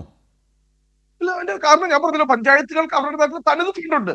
അവര് അല്ലാതെ ഈ നമുക്ക് കൃത്യമായിട്ട് തനത് അറിയാം, ഇത് ഫണ്ടോ? ഫണ്ട് മുഴുവൻ സംസ്ഥാന സർക്കാരിന്റെ ഭാഗത്തു നിന്ന് കൊടുക്കുന്നതല്ല. വേറല്ലാതെ ഇവിടെ ഈ ഈ ചർച്ച പറയുന്ന ഈ കേൾക്കുന്ന വലിയ എനിക്കറിയാം. പദ്ധതികളൊന്നും ഒരു പഞ്ചായത്തിനും ചെയ്യാൻ കഴിയുന്ന കാര്യങ്ങളല്ല. ഇപ്പോൾ റോഡുകളെ കുറിച്ച് പറഞ്ഞു, ഈ വലിയ പദ്ധതികൾ, ക്ഷേമ പദ്ധതികൾ, ക്ഷേമ പരിപാടികൾ, ഇതെല്ലാം എങ്ങനെയാണ് പഞ്ചായത്തിന് കൊടുക്കുന്ന പദ്ധതി വിഹിതത്തിന്റെ ഭാഗമാണ്. അല്ലാതെ ഏതെങ്കിലും ഒരു പഞ്ചായത്തിലെ ചെറിയ കാര്യങ്ങളല്ലല്ലോ വികസന രേഖയിൽ റോണി വരിക. എന്താണ് ഈ പറയുന്നത്? നമ്മളെല്ലാം വളരെ മനോഹരമാണ് എന്ന് ഇങ്ങനെ ഈ പെയിന്റ് അടിച്ച് കാണിക്കുമ്പോൾ ഈ ചർച്ച കേൾക്കുന്ന കൈരളി ടിവിയിലൂടെ ഉദാഹരണ സഹിതം പറയൂ. ആരും പെയിന്റ് അടിച്ചില്ല റോണി. ആരും പെയിന്റ് അടിച്ചിട്ടില്ല. അവരെല്ലാം ഇഷ്യൂ ബേസ്ഡ് ആയിട്ട് പറഞ്ഞു. താങ്കൾ ഒരു വ്യക്തമായ ഉദാഹരണം പറ. ഞാൻ ചലഞ്ച് ചെയ്യാം. ലൈഫ് ഭവന പദ്ധതി ഇവിടെ സർക്കാർ കൊട്ടിഘോഷിച്ച് സർക്കാരിന്റെ വലിയ അഭിമാന പദ്ധതിയാണ് എന്ന് നടപ്പാക്കുന്ന ലൈഫ് പദ്ധതി എനിക്ക് തന്നെ വ്യക്തിപരമായിട്ട് അറിയാം. ഈ ചർച്ചയിൽ പങ്കെടുക്കുന്ന ആളുകൾ പറയട്ടെ, ലൈഫ് ഭവന പദ്ധതിയിൽ വീടുകൾക്ക് അപേക്ഷ നൽകി വീടിന്റെ തറ മാത്രം കെട്ടി അടുത്ത ഗഡു പണം വരുവാൻ വേണ്ടി മാസങ്ങളായി കാത്തിരിക്കുന്ന എത്രയോ ആളുകളെ എനിക്ക് ചൂണ്ടിക്കാണിക്കാൻ പറ്റും. പൂർത്തീകരിച്ചത് എത്ര? കാരണം എന്താ റോണി, അത് പറയുമ്പോൾ ഒന്നും ചെയ്യാത്തവരെ കുറിച്ചാണ് പറയുന്നതെങ്കിൽ റോണി പറഞ്ഞ ഈ വാദം ശരി. പക്ഷേ ഈ കാലയളവിൽ കൊടുത്ത ആകെ വീടുകൾ എത്ര? ആ വീടുകൾ ഈ പറഞ്ഞ സർക്കാർ അധികാരത്തിൽ നിന്ന് ദിവസങ്ങളുമായി താരതമ്യം ചെയ്താൽ വലിയ കണക്കാണത്. അങ്ങനെ പറഞ്ഞ് പാളിപ്പോയ ഒരാൾ നിങ്ങളുടെ പ്രതിപക്ഷ നേതാവാണ്. അദ്ദേഹം ആ പറഞ്ഞ കണക്ക് വലിയ തോതിൽ അദ്ദേഹത്തിന് തന്നെ വിനയായി വരുന്ന വിധം തിരിച്ചടിയുണ്ടായി. അതാണ് ചോദിച്ചത്. ഇത് വലിയ തോതിൽ വിജയകരമായി മുന്നോട്ട് പോയ പദ്ധതിയെക്കുറിച്ചാണ് താങ്കൾ ഈ പറയുന്നത്. ഇങ്ങനെ എവിടെ വിജയകരമായി? കാരണം ഒരു ഭവന പദ്ധതി തുടങ്ങിക്കഴിഞ്ഞാൽ അത് പൂർത്തീകരിക്കണം. നമ്മളിങ്ങനെ ഈ എല്ലാത്തിനും ഇരുട്ടാക്കരുത്. ഈ ചർച്ച കേൾക്കുന്ന ലൈഫിന്റെ ഗുണഭോക്താക്കൾ തന്നെ ലൈഫ് ഭവന പദ്ധതിയിൽ അടുത്ത ഗഡു കാത്തിരിക്കുന്ന എത്രയോ ശരി, അതുണ്ടാവുമല്ലോ റോണി, അതുണ്ടാകും. ഒരു സർക്കാർ പദ്ധതിയിൽ ഗുണഭോക്താവായി വരുന്നു, ആദ്യ ഗഡു കിട്ടുന്നു, അടിത്തറ കിട്ടുന്നു, അത് കഴിഞ്ഞ് അടുത്ത പണത്തിന് വേണ്ടി കാത്തിരിക്കും, അടുത്ത പണം കിട്ടുമ്പോൾ അതിൻ്റെ അടുത്ത ഘട്ടത്തിലേക്കും. അങ്ങനെ പൂർത്തീകരിച്ച ലക്ഷക്കണക്കായ 4 ലക്ഷത്തിൽ പരം വീടുകളുള്ള പൂർത്തീകരിച്ച 4 ലക്ഷത്തിൽ പരം വീടുകളുള്ള ഒരു പദ്ധതിയിൽ പണത്തിന് വേണ്ടി കാത്തിരിക്കുന്നു എന്ന് പറയുന്നത് വളരെ പോസിറ്റീവാണ് റോണി, അല്ലാതെ മോശം കാര്യമല്ല. കാരണം ഒരു ഗഡു കിട്ടിയത് കൊണ്ടല്ലേ. ഞാൻ അത് തന്നെയാണ് ചലഞ്ച് ചെയ്യുന്നത്. എന്തുകൊണ്ടാണ് വീടിന്റെ അടിത്തറ കെട്ടിയിട്ട് അടുത്തൊക്കെ വരാത്തത്? അങ്ങനെയാ സിസ്റ്റം. അങ്ങനെയാണെന്നേ, അങ്ങനെയാ സിസ്റ്റം. ആദ്യത്തെ ഗഡു എന്ന് പറയുന്നത് അടിത്തറ കെട്ടാൻ. എന്തായി പറയുന്നു? പണി പൂർത്തീകരിക്കാൻ കിടക്കാൻ പണം വരുന്നില്ല. അടുത്ത ഘട്ടം പണം വന്നാലല്ലേ ഇവർക്ക് പണിയാൻ പറ്റുള്ളൂ. പൂർത്തിയാക്കിയതിനെ കുറിച്ച് എന്ത് പറയുന്നു? അതിൽ സന്തോഷമുണ്ടോ റോണി? സന്തോഷിക്കണം. പാവപ്പെട്ട ഞാൻ എന്തിനു സന്തോഷിക്കണം റോണി? സന്തോഷിക്കണം. 4.5 ലക്ഷം ലൈഫ് വീടുകൾ എന്ന് പറഞ്ഞാൽ അതിൽ മിനിമം എത്ര അംഗങ്ങൾ ഒരു കുടുംബത്തിൽ? അങ്ങനെ വെച്ച് നോക്കിയാൽ എത്ര ആളുകൾക്കാണ് അടച്ചുറപ്പുള്ള ഏറ്റവും മികച്ച ആധുനിക കാലത്തിന് ചേരുന്ന വീട് കിട്ടിയത്? കേരള മുഖ്യമന്ത്രി ഫേസ്ബുക്ക് നോക്ക്. പദ്ധതിയിൽ ഇപ്പോഴും 1 ലക്ഷം ആളുകൾ അപേക്ഷ കൊടുത്ത് 1 ലക്ഷം ആളുകൾ ഈ പോലും പണി പോലും തുടങ്ങാൻ കഴിയാതെ കാത്തു നിൽക്കുക. ആ ലൈഫ് പദ്ധതിയാണ് നിങ്ങൾ പിരിച്ചുവിടുന്നു പറഞ്ഞ ശ്രീ ഗോപൻ. ആ പോയിന്റിലേക്കൊന്ന് ഞാൻ നേരത്തെ താങ്കളോട് പറയാൻ ശ്രമിച്ചെങ്കിലും റോണി ഞാൻ വരാം. ഈ പോയിന്റ് വളരെ പ്രധാനപ്പെട്ടാണ്. കാരണം തദ്ദേശ തെരഞ്ഞെടുപ്പിൽ വോട്ട് ചെയ്യുമ്പോൾ അവരെയൊക്കെ സ്വാധീനിക്കാവുന്ന ഒരു പ്രധാനപ്പെട്ട പദ്ധതിയാണ്. അതാകെ പരാജയമാണെന്ന് പ്രതിപക്ഷം ഇപ്പോഴും വിശ്വസിക്കുന്നു. എത്രമാത്രം അതിന് മറുപടി ശ്രീ ഗോപന് പറയേണ്ടതായി വരും? 1. 2, കേന്ദ്ര സർക്കാരിൻ്റെ പദ്ധതികളുമായി അതിലുള്ള ഒരു വലിയ പ്രതീക്ഷയുമായിട്ടാണ് കേരളത്തിലെ BJP വോട്ടർമാരോട് വോട്ട് ചോദിക്കാൻ പോകുന്നത്. അത് പല കാരണങ്ങളുണ്ട് കേരളത്തിൽ നന്നായി നടക്കുന്നില്ല. ഇല്ലെങ്കിൽ കേരളം രാജ്യത്തെ മറ്റ് സംസ്ഥാനങ്ങളെ പോലെ ഏറ്റവും മികച്ച സംസ്ഥാനമായി മാറുമായിരുന്നു. UP പോലെയോ ബീഹാറിനെ പോലെയോ ഒക്കെ ആയി മാറുമായിരുന്നു. ആ കേന്ദ്രാവിഷ്കൃത പദ്ധതികളൊക്കെ നമ്മൾ അങ്ങ് നടപ്പാക്കിയിരുന്നെങ്കിൽ നമ്മളൊരു നല്ല ബീഹാർ ആയേനെ, നമ്മളൊരു നല്ല UP ആയേനെ. ഇപ്പം നമുക്കതൊന്നും ആകാൻ പറ്റാതെ വെറും കേരളമായി നിൽക്കുന്നു. അത് ജനങ്ങൾക്ക് മനസ്സിലാകുന്നുണ്ട് എന്നാണ് സുമിത്ത് പറഞ്ഞും വെച്ചത്. ഞാൻ താങ്കളപ്പോൾ കേട്ടില്ല എന്ന് തോന്നുന്നു ഗോപൻ്റെ ഊഴം. യെസ്, BJPയുടെ ബഹുമാൻ്റെ സുഹൃത്ത് ഇവിടെ പറഞ്ഞതനുസരിച്ചാണെങ്കിൽ ഇവർ വിഹിതം കൊടുക്കുന്ന സ്റ്റേറ്റുകളാണല്ലോ BJP ഭരിക്കുന്ന UP ആയാലും ബീഹാർ ആയാലും മറ്റും. അവിടെ ഈ കേന്ദ്രാവിഷ്കൃത പദ്ധതികളെല്ലാം നടപ്പിലായി കാണുമല്ലോ. അപ്പോൾ അവിടുത്തെ ജനങ്ങളുടെ ജീവിത രീതി എന്താ? എൻ്റെ BJP സുഹൃത്തെ, കേന്ദ്ര ഗവൺമെൻറ് ഒരു വീടിന് കൊടുക്കുന്ന പൈസ എത്രയാണ്? 75,000 രൂപ. കേന്ദ്ര സർക്കാർ ഒരു വീടിനായിട്ട് മാറ്റിവെക്കുന്ന തുക 75,000 രൂപ. നിങ്ങൾക്കൊരു ബാത്റൂം നിർമ്മിക്കാൻ പറ്റുമോ കേരളത്തിൽ 75,000 രൂപയ്ക്ക്? കേരളത്തിൽ ചെറിയൊരു ശതമാനം ആൾക്ക് മാത്രമാണ് ഈ 75,000 രൂപയിൽ കിട്ടുന്നത്. പക്ഷേ ആ 75,000 രൂപ നിങ്ങൾ തരുമ്പോൾ ചെയ്യേണ്ടുന്നൊരു കാര്യം എന്താണെന്നറിയാമോ? ആ വീടിൻ്റെ മുമ്പിൽ നരേന്ദ്രമോദി ഈ വീടിൻ്റെ ഐശ്വര്യം എന്ന് എഴുതി വെക്കണം 75,000 രൂപയ്ക്ക് കൊടുത്തിട്ട്. 4 ലക്ഷം രൂപ കൊടുക്കുന്ന പിണറായി സർക്കാരുണ്ടല്ലോ, അത് സ്റ്റേറ്റ് ഗവൺമെൻറ്റിനെയാണെന്ന് ജനങ്ങൾ മറ്റുള്ളവരെ അറിയിക്കേണ്ടെന്നാണ് പറയുന്നത്. കാരണം നിങ്ങളുടെ അവകാശമാണ്. ഞങ്ങളുടെ നിലപാടെന്താ നിങ്ങൾ മനസ്സിലാക്കണം. ഒരു സാധാരണക്കാരന് വീടില്ലാത്തതിൻ്റെ ഉത്തരവാദിത്വം സംസ്ഥാന ഗവൺമെൻറ് ഏറ്റെടുക്കുകയാണ്. എന്നിട്ട് പറയുകയാണ്, ഞങ്ങൾ നിങ്ങൾക്ക് ഔദാര്യമായിട്ടല്ല ഈ വീട് തരുന്നത്, നിങ്ങളുടെ അവകാശമാണത്. അതുകൊണ്ട് ഇത് ഏത് ഏജൻസിയാണ് തന്നത് എന്ന് മറ്റുള്ളവരെ അറിയിക്കേണ്ട ബാധ്യതയില്ല എന്ന് പറഞ്ഞിട്ടാണ് വീട് കൊടുക്കുന്നത്. ഇനി അതിനെ നമ്മുടെ കോൺഗ്രസ് സ്നേഹിതൻ്റെ റോഡിയുടെയും കൂടെ ചേർത്ത് വെച്ച് പറഞ്ഞു കഴിഞ്ഞാൽ 5.25 ലക്ഷം വീടാണ് ലിസ്റ്റ് ചെയ്യപ്പെട്ട് അവകാശികൾക്ക് കൊടുത്തത്. അതിൽ 4.25 ലക്ഷം വീട് പൂർത്തീകരിച്ച് കഴിഞ്ഞു. ബാക്കിയുള്ള വീടുകളാണ് ഘട്ടം ഘട്ടമായിട്ട് ഈ ഗഡുക്കൾ കൊടുക്കുന്നത്. അതിനവർ പൈസയ്ക്ക് വേണ്ടി കാത്തിരിക്കുകയല്ല. ഒരു ഗഡു പൂർത്തീകരിച്ച് കഴിഞ്ഞാൽ, അല്ലെങ്കിൽ ഒരു വീടിൻ്റെ ഒരു സ്റ്റേജ് പൂർത്തീകരിച്ച് കഴിഞ്ഞാലാണ് അടുത്ത ഗഡു കൊടുക്കുന്നത്. അതിൽ അപൂർവമായിട്ട് ചെറിയ കാലതാമസം ഉണ്ടായിട്ടുണ്ട്. പക്ഷേ അതുകൊണ്ട് നിങ്ങൾ 2 ഗ്ലാസ് വെള്ളം മേശപ്പുറത്ത്, 2 ഗ്ലാസ്സിൽ വെള്ളം മേശപ്പുറത്ത് വെക്കുന്നു. അപ്പോൾ അതിൽ ഒരു ഗ്ലാസ്സിൽ 3/4 ഗ്ലാസ് വെള്ളമുണ്ട്.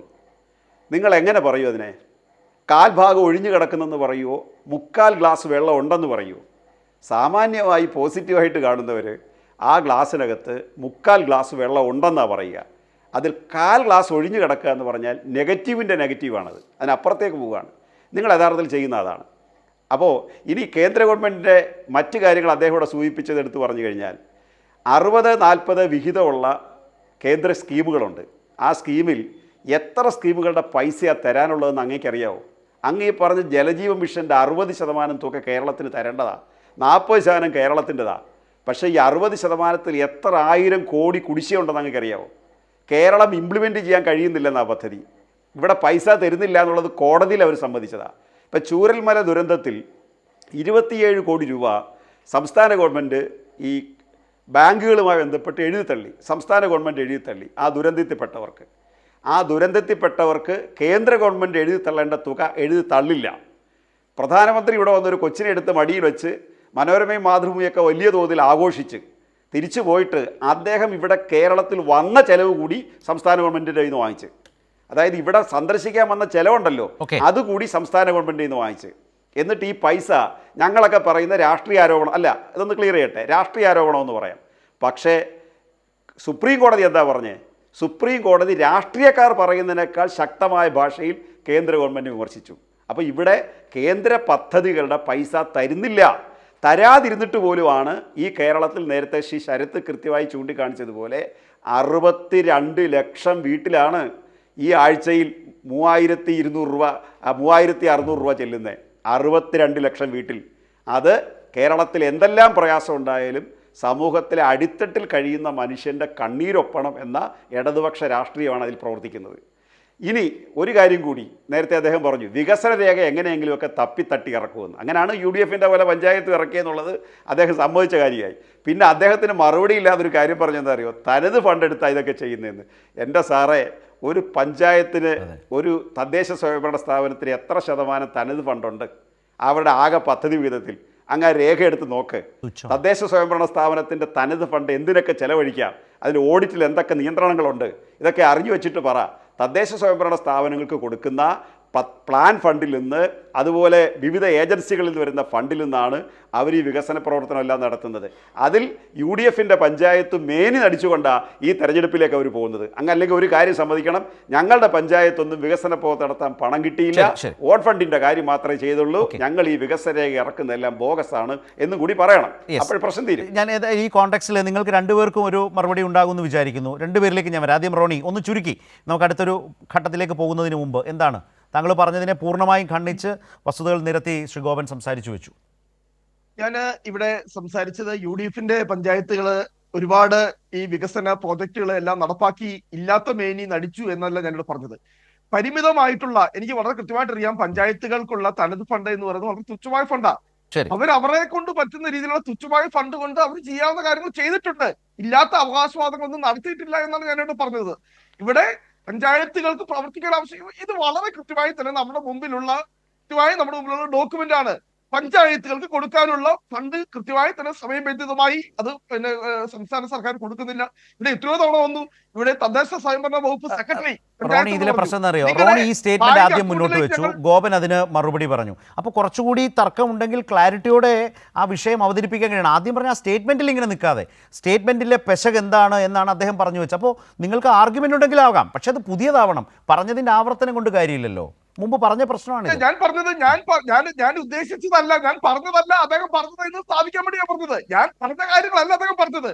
താങ്കൾ പറഞ്ഞത് പറയില്ലല്ലോ. താങ്കൾ പറഞ്ഞത് ശരിയല്ല എന്ന് പറഞ്ഞുകൊണ്ട് പദ്ധതി വിഹിതം എന്താണ്, തനത് ഫണ്ട് എന്താണ്, അതിന് ഓരോന്നിനും എങ്ങനെയാണ് പണം റിലീസ് ചെയ്യുന്നത്, ലൈഫിൻ്റെ കാര്യത്തിൽ ഏറ്റവും പ്രധാനമായി താങ്കൾ ഉന്നയിച്ചൊരു പ്രശ്നം എന്താ, അതിന് ഓരോ നിലയ്ക്കും അതിന് മറുപടി പറഞ്ഞില്ലേ അദ്ദേഹം? നമ്മുടെ ഒരു അനുഭവത്തിൽ നിന്ന് നമുക്കത് ഓർത്തെടുക്കാവുന്ന രീതിയാണ്. അപ്പോൾ ഒരു സ്റ്റേറ്റ്മെൻ്റ് അല്ല, വെറുമൊരു ആർഗ്യുമെൻറ്റുമല്ല. താങ്കൾക്ക് ഉണ്ടെങ്കിൽ പറയാം, പ്രശ്നമില്ല, തർക്കമൊന്നുമില്ല, പറഞ്ഞോളൂ. ഞാൻ ഉന്നയിച്ച ആർഗ്യുമെന്റ് വളരെ കറക്റ്റാണ്. ഒന്ന്, പഞ്ചായത്തുകളുടെ തനത് ഫണ്ട്, ഇടതുപക്ഷം ഭരിക്കുന്ന പഞ്ചായത്തുകളുടെ വളരെ തുച്ഛമാണ്, സ്പോൺസർ ചെയ്യുന്ന പദ്ധതികൾക്ക് വക മാറ്റുന്നു. ഇതിനെക്കുറിച്ച് അദ്ദേഹം മറുപടി പറഞ്ഞില്ല. ഇവിടെ നവകേരള സദസ് ഉൾപ്പെടെയുള്ള സർക്കാർ സ്പോൺസേഡ് പരിപാടികൾക്ക് വേണ്ടി പഞ്ചായത്തുകൾ തനത് ഫണ്ട്, ആ പഞ്ചായത്തുകൾക്ക് വളരെ തുച്ഛമേ ഉള്ളൂ. ആ തനത് ഫണ്ട് പോലും വക മാറ്റുന്നു. ഒന്ന്. രണ്ട്, റോണി, ഈ തനത് ഫണ്ടുകൾ വെച്ചല്ല ഒരു പഞ്ചായത്ത് ആ പഞ്ചായത്ത് മേഖലയിൽ ഏറ്റവും മികവോടെ പോകാൻ കഴിയുന്നത് അങ്ങനെയാണെന്ന് ഞാൻ കരുതുന്നില്ല. ഒന്ന്. രണ്ട്, ഈ നവകേരള സദസ്സിനെ കുറിച്ച് പറയുമ്പോൾ ഒരു കാര്യം കൂടി രാഷ്ട്രീയമായി തന്നെ കാണണം. 140 മണ്ഡലങ്ങളിലും പോയി. ഈ 140 മണ്ഡലങ്ങളിലും അവിടെ ഉയർന്നു വന്ന നിർദ്ദേശങ്ങളുടെയും ജനങ്ങളുടെ ആവശ്യത്തിൻ്റെ അടിസ്ഥാനത്തിൽ 7 കോടി വീതം അനുവദിച്ചു. നിങ്ങൾ ഈ പഞ്ചായത്തിൻ്റെ ആ നടത്തിപ്പുകാരനായ പഞ്ചായത്തിൻ്റെ തനത് ഫണ്ടിൽ നിന്ന് നടത്തിപ്പ് കാശ് പോയി എന്ന് പറയുമ്പോൾ 7 കോടിയാണ് ആ പ്രദേശത്തേക്ക് വന്നത്, ആ നിയോജക മണ്ഡലത്തിലേക്ക് വന്നത്. അതിൽ UDF MLA-മാരുടെ മണ്ഡലങ്ങൾ നിങ്ങൾ ബഹിഷ്കരിച്ചിട്ടും ഒഴിവാക്കിയിട്ടില്ല. കിഫ്ബി ഫണ്ട് 140 മണ്ഡലങ്ങളിലും. ഏതെങ്കിലും പ്രതിപക്ഷ MLA-ക്ക് എതിർപ്പുണ്ടോ?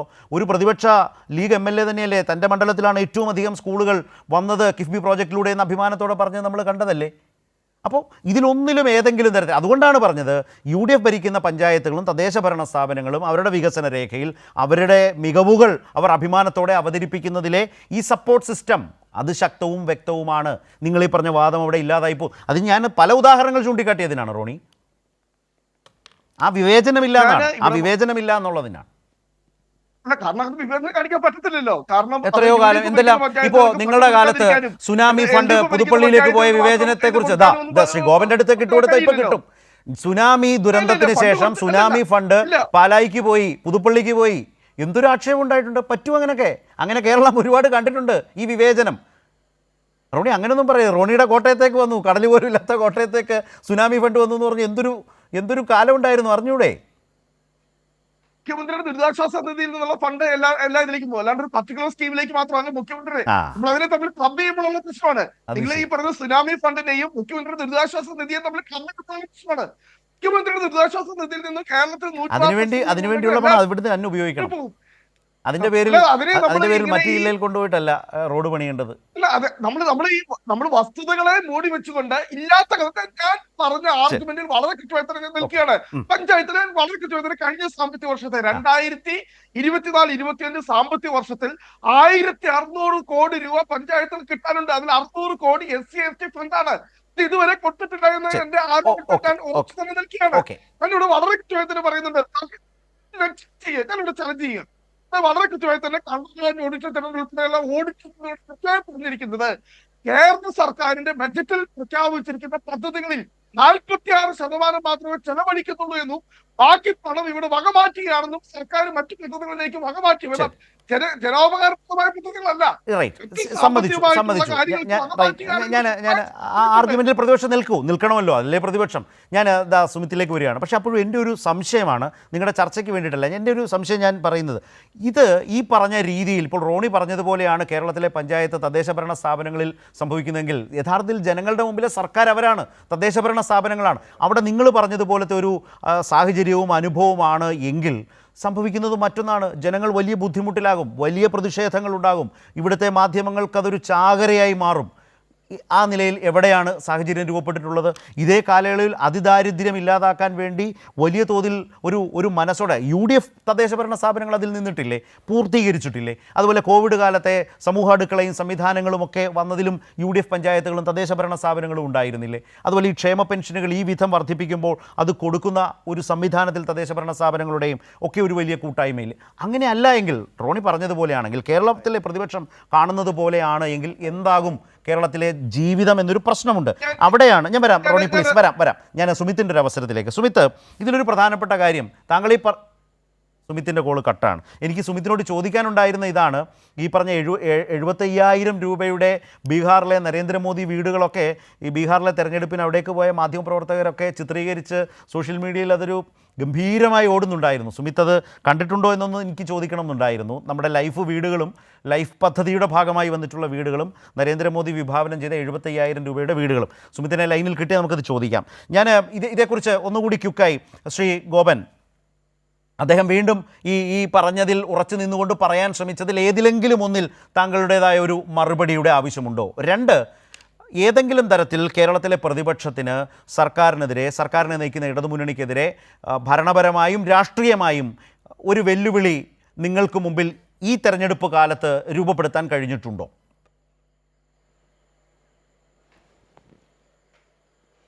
അതിൽ ബഹുമാന്യനായ കോൺഗ്രസ് പ്രതിനിധി റോണി പറയുന്നത്, അദ്ദേഹത്തിന് ഈ തനത് ഫണ്ടിനെക്കുറിച്ചുള്ള ഒരു കാര്യം പറഞ്ഞു പോയി, അതിൽ നിന്ന് മാറാനും വയ്യ. തനത് ഫണ്ട് എന്ന് പറയുന്നത് മറ്റ് ഫണ്ടുകളുമായി താരതമ്യം ചെയ്യുമ്പോൾ തുലോം ചെറുതാണ്. അത് വെച്ചിട്ട് നമുക്ക് ഗവൺമെൻറ് കൊടുത്തിട്ടുള്ള നവകേരളത്തിനൊക്കെ ചെലവഴിച്ചു എന്ന് ഇദ്ദേഹം പറയുന്നില്ല. എന്താ സംഭവം എന്നറിയോ? അത് തദ്ദേശ സ്വയംഭരണ സ്ഥാപനങ്ങളുടെ പ്രാഥമിക പ്രവർത്തനങ്ങൾ അറിയാവുന്ന ഏവർക്കും അറിയാം. തനത് ഫണ്ടിൽ നിന്ന് എന്തിനൊക്കെ ചെലവഴിക്കണമെന്നുള്ളത് ഗവൺമെൻറ് ഓർഡർ വേണം. അല്ലാതെ തദ്ദേശ സ്വയംഭരണ സ്ഥാപനത്തിന് ഇഷ്ടമുള്ള രീതിയിൽ അത് ചെലവഴിക്കാൻ പറ്റില്ല. അപ്പോൾ നവകേരള സദസ്സിന് ചെലവഴിക്കാനോ അല്ലെങ്കിൽ ഏതെങ്കിലും സർക്കാരിൻ്റെ ഇപ്പോൾ വികസന സദസ്സ് സംഘടിപ്പിക്കാൻ പറഞ്ഞു സർക്കാർ, പ്രതിപക്ഷ പഞ്ചായത്തുകൾ അത് നടപ്പാക്കാൻ പൊതുവെ തയ്യാറായില്ല, എന്നാൽ ചില സ്ഥലങ്ങളിൽ നടപ്പിലാക്കിയിട്ടുമുണ്ട്. അപ്പോൾ അതിന് ചെലവഴിക്കാവുന്ന തുക എത്ര എന്ന് ഗവൺമെൻറ് ഓർഡർ കൊടുത്തിട്ടുണ്ട്. ആ ഓർഡർ പ്രകാരം അവർക്ക് ഓഡിറ്റ് ഒബ്ജക്ഷൻ വരില്ല. അല്ലാതെ സ്വന്തമായിട്ടെടുത്ത് അവർക്ക് ഏതെങ്കിലും ഒരു കാര്യത്തിന് അങ്ങനെ ചെലവഴിക്കാൻ പറ്റില്ല. അതാണ് തനത് ഫണ്ടുമായി ബന്ധപ്പെട്ടുള്ളത്. അത് അവരുടെ മൊത്തം ഫണ്ടിനെ അപേക്ഷിച്ച് വളരെ കുറവായിരിക്കും. ഒരു 10% മൊത്തം ഫണ്ടിനെ അപേക്ഷിച്ച് തനത് ഫണ്ട് കാണുകയുള്ളൂ. അത് അവരുടെ ദൈനംദിന പ്രവർത്തനങ്ങൾക്കും ശമ്പളം കൊടുക്കാനുമാണ്. കേരളത്തിൽ ഏതെങ്കിലും പഞ്ചായത്തുകൾക്ക് ശമ്പളം കൊടുക്കാൻ കഴിയാതെ വരുന്നുണ്ടോ? വളരെ വളരെ അപൂർവം പഞ്ചായത്തുകൾക്ക് സാലറി കൊടുക്കാൻ വിഷമമുണ്ടാവും. കാരണം അവർക്ക് തനത് ഫണ്ട് കുറവായതുകൊണ്ടായിരിക്കും. ഓരോ ജില്ലയിലും ഒരു 2-3 പഞ്ചായത്ത് അങ്ങനെ വരും. മുനിസിപ്പാലിറ്റി കോർപ്പറേഷൻ പൊതുവെ അത് ബാധിക്കില്ല, ജില്ലാ പഞ്ചായത്തും ബാധിക്കില്ല, മറ്റേത് അങ്ങനെ ബാധിക്കും. രണ്ടാമത്തെ കാര്യം അദ്ദേഹം ഇവിടെ പറയുന്നത്, ഈ സെൻട്രൽ ഗവൺമെൻറ് തന്ന തുക പോലും ആവശ്യത്തിന് ചെലവഴിക്കുന്നില്ല എന്നുള്ളത്. സെൻട്രൽ ഗവൺമെൻറ്റിനോടുള്ള അവരുടെ സ്നേഹം നമുക്ക് മനസ്സിലാവും. കാരണം സെൻട്രൽ ഗവൺമെൻറ് ഇപ്പോൾ ഏറ്റവും നന്നായി ചർച്ച നടന്നത് PM ശ്രീക്കകത്താണ്. PM ശ്രീക്കകത്ത് PM ശ്രീ വഴി നമുക്ക് കിട്ടാനുള്ളത് 175-200 കോടി രൂപയാണ് മാക്സിമം വന്നാൽ. അല്ല, 46% പൈസ ചെലവഴിച്ചില്ലെന്ന് അങ്ങ് പറഞ്ഞായിരുന്നു. സെൻട്രൽ ഗവൺമെന്റിന് 46% ചെലവഴിച്ചില്ലെന്ന് അങ്ങ് പറഞ്ഞായിരുന്നു. ഒന്നുകൂടെ റിവൈൻഡ് ചെയ്ത് നോക്കിയാൽ മതി. അതെ, അപ്പൊ ഞാൻ സ്റ്റേറ്റ് ബഡ്ജറ്റിനെ കുറിച്ചാണെന്നാണ് അദ്ദേഹം പറഞ്ഞത്. ബഡ്ജറ്റ് അലോക്കേഷൻ അല്ല, അദ്ദേഹം തിരുത്തിയെങ്കിൽ എനിക്ക് തർക്കമില്ല. ഇനി ബഡ്ജറ്റ് അലോക്കേഷൻ ആണെങ്കിലോ, സംസ്ഥാന ഗവൺമെന്റിന്റെ ബഡ്ജറ്റ് അലോക്കേഷൻ തദ്ദേശ സ്വയംഭരണ സ്ഥാപനങ്ങൾക്ക് എന്താണ് അങ്ങ് പറഞ്ഞു? ഒന്നുകൂടെ ആവർത്തിച്ചോ, കുഴപ്പമില്ല, എൻ്റെ സമയമാണെങ്കിൽ അങ്ങ് എടുത്താട്ടെ. അങ്ങ് പറഞ്ഞു. ഒറ്റ കാര്യം പറഞ്ഞുള്ളൂ. സംസ്ഥാന സർക്കാരിന്റെ ബജറ്റിൽ പ്രഖ്യാപിച്ച പദ്ധതികൾ പഞ്ചായത്തുമായി ബന്ധപ്പെടാത്ത പദ്ധതികളിൽ പോലും 46% ഇംപ്ലിമെന്റേഷൻ റേറ്റ് എന്നാണ് ഞാൻ പറഞ്ഞത്. ബാക്കി ഫണ്ട് മുഴുവൻ വക മാറ്റുന്നു, അനുവദിച്ച ഫണ്ട് മുഴുവൻ വക മാറ്റുന്നു. ശ്രീ ഗോപൻ പൂർത്തിയാക്കും. അല്ല സാറേ, അത് ആ പോയിന്റ് എനിക്ക് മനസ്സിലായി. ഇനി റോണി തിരുത്തേണ്ട എന്താ കാര്യം എന്നറിയോ? വകമാറ്റി ചെലവഴിക്കുന്നതല്ല അത്. സംസ്ഥാന ഗവൺമെൻറ്റിൻ്റെ ബജറ്റ് വിഹിതം റിലീസ് ചെയ്യുന്നതനുസരിച്ച് ഓരോ പദ്ധതിയുടെ നടത്തിപ്പുമായി ബന്ധപ്പെട്ടിട്ടാണ് അതിൻ്റെ പൈസ കൊടുക്കുന്നത്. ഇപ്പം നമ്മൾ ഉദാഹരണത്തിന് റോഡ് ടെൻഡർ ചെയ്ത് കഴിഞ്ഞാൽ ആ റോഡിന് ഒരുമിച്ചല്ലല്ലോ പണം കൊടുക്കുന്നത്, സ്റ്റെപ്പ് ബൈ സ്റ്റെപ്പ് ആയിട്ടാണ്. ഓരോ റീച്ച് പാർട്ട് ബില്ലാണ് കൊടുക്കുന്നത്. അത്രയും പൈസ റിലീസ് ചെയ്യൂ സംസ്ഥാന ഗവൺമെൻറ്. അത് ട്രഷറി വഴിയാണ് റിലീസ് ചെയ്യുന്നത്. അതുകൊണ്ട് ആ ബജറ്റ് അലോക്കേഷന് പ്രശ്നം വരുന്നില്ല. അതല്ല അതിൻ്റെ കാര്യം. പിന്നെ അദ്ദേഹം ഇവിടെ പറയുന്നത് ഈ ഫണ്ടിൻ്റെ കഴിഞ്ഞോ? എൻ്റെ സമയം കഴിഞ്ഞോ? ഞാൻ വരാം, ശ്രീ ഗോപനിലേക്ക് വരാം. ശ്രീ സുമിത്തിനെ മുമ്പ് പലതവണ സംസാരിക്കാൻ ഹലോ, നോക്കിയിട്ടും ശരത്തെ? ശ്രീ ഗോപൻ ഞാൻ വരാം, അടുത്തൊരു റൗണ്ടിൽ വരാം. ശരി, ശരി, ശരി, നേരത്തെ സുമിത്തിനോട് സംസാരിച്ചെങ്കിലും അദ്ദേഹത്തിന് കേൾക്കാൻ കഴിയുന്നുണ്ടായിരുന്നില്ല.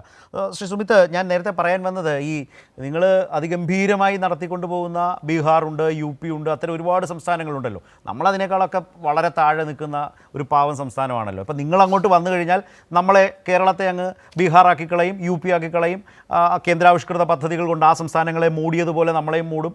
നമുക്ക് ഇങ്ങനെ അങ്ങനെ വികസനത്തിൻ്റെ ഒരു പൂങ്കാവനമാണ് നിങ്ങളുടെ മനസ്സിലെന്ന് നമുക്കറിയാം. അപ്പോൾ സുമിത്തിനോട് എനിക്ക് ചോദിക്കാനുള്ളത്, ഈ ബീഹാറിൽ നമ്മുടെ മാധ്യമ സുഹൃത്തുക്കൾ ബീഹാർ ഇലക്ഷൻ കാലത്ത് റിപ്പോർട്ട് ചെയ്യാൻ പോയപ്പോൾ കുറേ ദൃശ്യങ്ങൾ കൊണ്ടുവന്നിരുന്നു. അവിടുത്തെ വീടുകളും അവിടുത്തെ ആശുപത്രികളും MBBS ഒന്നും വേണ്ട അവിടെ ചികിത്സിക്കാൻ എന്ന അവസ്ഥയാണ്. അപ്പോൾ അതൊക്കെ അവിടെ നിൽക്കട്ടെ. അപ്പോൾ അങ്ങനെ മോദി കൊടുത്ത 75,000 രൂപയുടെ വീടുമൊക്കെ നമ്മൾ കണ്ടിരുന്നു. അപ്പോൾ ആളുകൾ പോയി ലൈഫിലെ വീടുകളുമൊക്കെ നോക്കിയിരുന്നു. സുമിത്ത് അത് കണ്ടിരുന്നോ? ബീഹാറിലെ ആ നരേന്ദ്രമോദി കൊടുത്ത 75,000 രൂപയുടെ വീട്. ഞാൻ ബീഹാർ ഉദാഹരിക്കാൻ കാര്യം ഇപ്പോൾ തിരഞ്ഞെടുപ്പാണല്ലോ, അതുകൊണ്ടാണ്. സുമിത്ത് കണ്ടിരുന്നോ? ശരത്തെ നിങ്ങൾ പറഞ്ഞത് എനിക്ക് ഇഷ്ടപ്പെട്ടു. കാരണം എന്താണെന്ന് വെച്ചാൽ ഇപ്പം ഈ നമ്മൾ അവിടെ പോയി അവിടുത്തെ ആശുപത്രി കാണേണ്ട കാര്യമില്ല. നമുക്ക് കേരളത്തിൽ തന്നെ ഇവിടുത്തെ ആശുപത്രികളും അതുപോലെ തന്നെ ജില്ലാ ആശുപത്രികളെക്കുറിച്ചുള്ള കഥകൾ എല്ലാ ദിവസവും നമ്മൾ കാണുന്നതാണ്. കഥയും വസ്തുതയും രണ്ടും രണ്ടായിരിക്കും പലപ്പോഴും സുമിത്തെ. ഈ കഥകളും ഇതാണ് പ്രശ്നം, കഥകളും വസ്തുതകളും രണ്ടായിരിക്കും. പക്ഷെ വസ്തുതയാണ് ബീഹാറിൽ നമ്മൾ കണ്ടത്. ഞാൻ ചോദിച്ചത് സ്പെസിഫിക് ആണ്. മോദി കൊടുത്ത 75,000 രൂപയുടെ ബീഹാറിലെ വീട് സുമിത്ത് കണ്ടോന്നേ ഞാൻ ചോദിച്ചുള്ളൂ. അത് പറഞ്ഞിട്ട് എന്ത് പറഞ്ഞു? അത് പറഞ്ഞിട്ട് ഇഷ്ടമുള്ളത് പറഞ്ഞു. ഞാൻ പറയുന്നത് മറ്റൊരു വശം കൂടിയാണ് ശരത്. ആ വശം വന്നോ? ഈ വശം പറഞ്ഞിട്ട് അല്ല, ഇതിൻ്റെ അകത്ത് അടിസ്ഥാനപരമായിട്ട് നിങ്ങൾ എപ്പോഴും പറയുന്ന, ഇടതുപക്ഷം എപ്പോഴും പറയുന്ന ഒരു വിഷയമെന്ന് പറയുന്നത് കേരളത്തെ എല്ലാ കാലത്തും കേന്ദ്രം ഞെരുക്കുകയാണെന്നുള്ള ഒരടിസ്ഥാന വിഷയമാണ്. ആ വിഷയത്തിൽ ഊന്നിക്കൊണ്ടാണ് ഞാൻ സംസാരിക്കുന്നത്. ആ വിഷയത്തിൽ ഊന്നിക്കൊണ്ട് പറയുമ്പോൾ ഞാൻ പറയുന്ന ഒരു പ്രധാനപ്പെട്ട കാര്യമെന്ന് പറയുന്നത്, ഇവിടെ ഇപ്പം ഇതിനെ സംബന്ധിച്ച് ശരത്തെ കേൾക്കാമോ? പിന്നെ പറഞ്ഞു പൂർത്തി കേൾക്കാൻ പറ്റുന്നുണ്ടോ? കേൾക്കാം, സുമിത്ത് പറഞ്ഞാൽ മതി, കേൾക്കുന്നുണ്ട് ഇവിടെ. അപ്പോൾ ഇതിനെ സംബന്ധിച്ച് എനിക്ക് പറയാനുള്ളത്, ഞാൻ പറയുന്നത് ഇപ്പോൾ ഇവിടെ സുനാമിയെക്കുറിച്ച് ഇവിടെ നേരത്തെ ഇടയ്ക്കിടയ്ക്കൊന്ന് സൂചിപ്പിക്കുന്നത് കേട്ടു. കോട്ടയത്തിന് പോയതും പാലായെക്കുറിച്ച് പോയതൊക്കെ പറയുന്നത് കേട്ടു. അപ്പോൾ ഞാൻ പറയുന്നത്, സെൻട്രൽ ഗവൺമെൻറ് ഏത് വിഷയത്തിൽ കൊടുക്കുന്ന ഫണ്ടാണെങ്കിലും ആ ഫണ്ടുകൾ ഇത്തരത്തിൽ വകമാറ്റി ചെലവഴിക്കുകയോ അതല്ലെങ്കിൽ പൊളിറ്റിക്കൽ ലൈൻ വെച്ചുകൊണ്ട് അതിനെ തടസ്സപ്പെടുത്തുകയോ ചെയ്യുന്ന ഒരു കാലാവസ്ഥ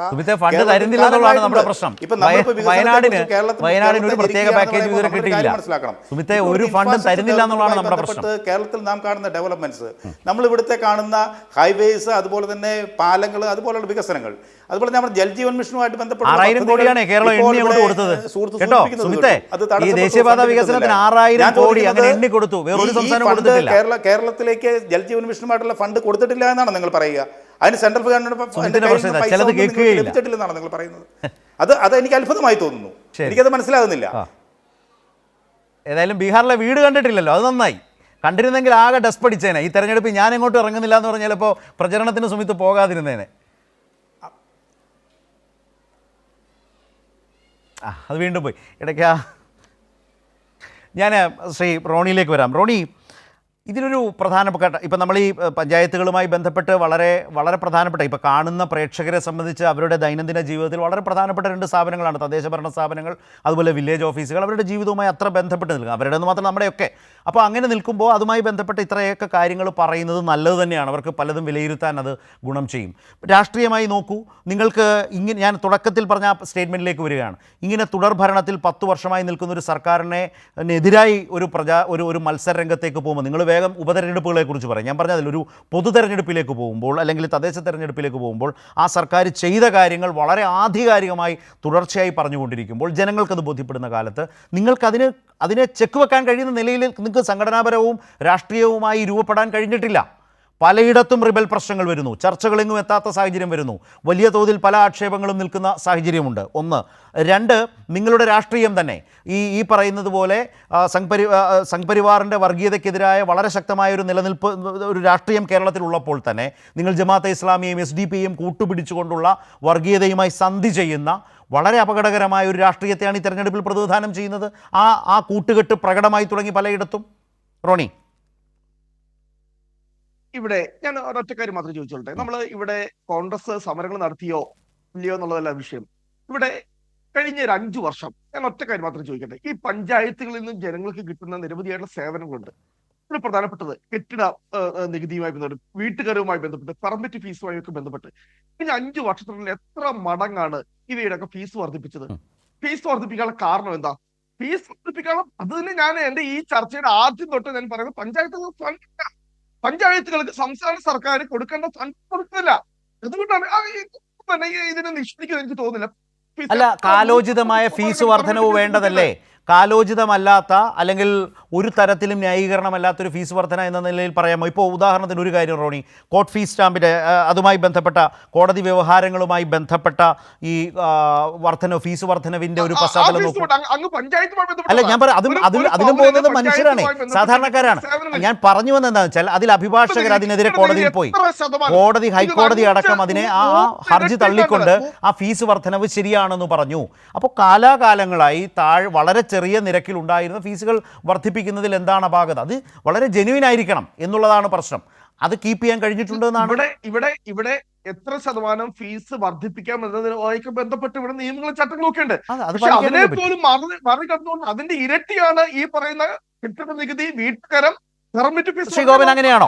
ചെറിയ മറുപടി ഉണ്ടെങ്കിൽ ഒരു കാര്യം ചോദിക്കണം. ബഹുമാനപ്പെട്ട വിദ്യാഭ്യാസ മന്ത്രി പറഞ്ഞു, ഇവിടെ ബഹുമാനപ്പെട്ട ഗോപൻ പറഞ്ഞു, ഇപ്പൊ ഈ പറഞ്ഞ സ്കൂളുകളെല്ലാം പഞ്ചായത്തുകളുടെ നിയന്ത്രണത്തിലാണ്. ബഹുമാനപ്പെട്ട വിദ്യാഭ്യാസ മന്ത്രി പറഞ്ഞു, കുട്ടികൾക്ക് ആഗ്രഹമെങ്കിൽ അവർക്കെല്ലാം ചിക്കൻ ബിരിയാണി കൊടുക്കട്ടെ, പക്ഷെ ഫണ്ട് ഞങ്ങൾ കൊടുക്കുകയില്ല, പഞ്ചായത്തുകൾ ഫണ്ട് കൊടുക്കുകയില്ല. അധ്യാപനം ഇവിടെ എത്രയോ സ്കൂളുകളിൽ ഉച്ചക്കഞ്ഞിയുമായി ബന്ധപ്പെട്ട വിഷയങ്ങളുണ്ട്. ആ ഉച്ചക്കഞ്ഞിയുമായി ബന്ധപ്പെട്ട് എന്തുകൊണ്ടാണ് പഞ്ചായത്തുകൾ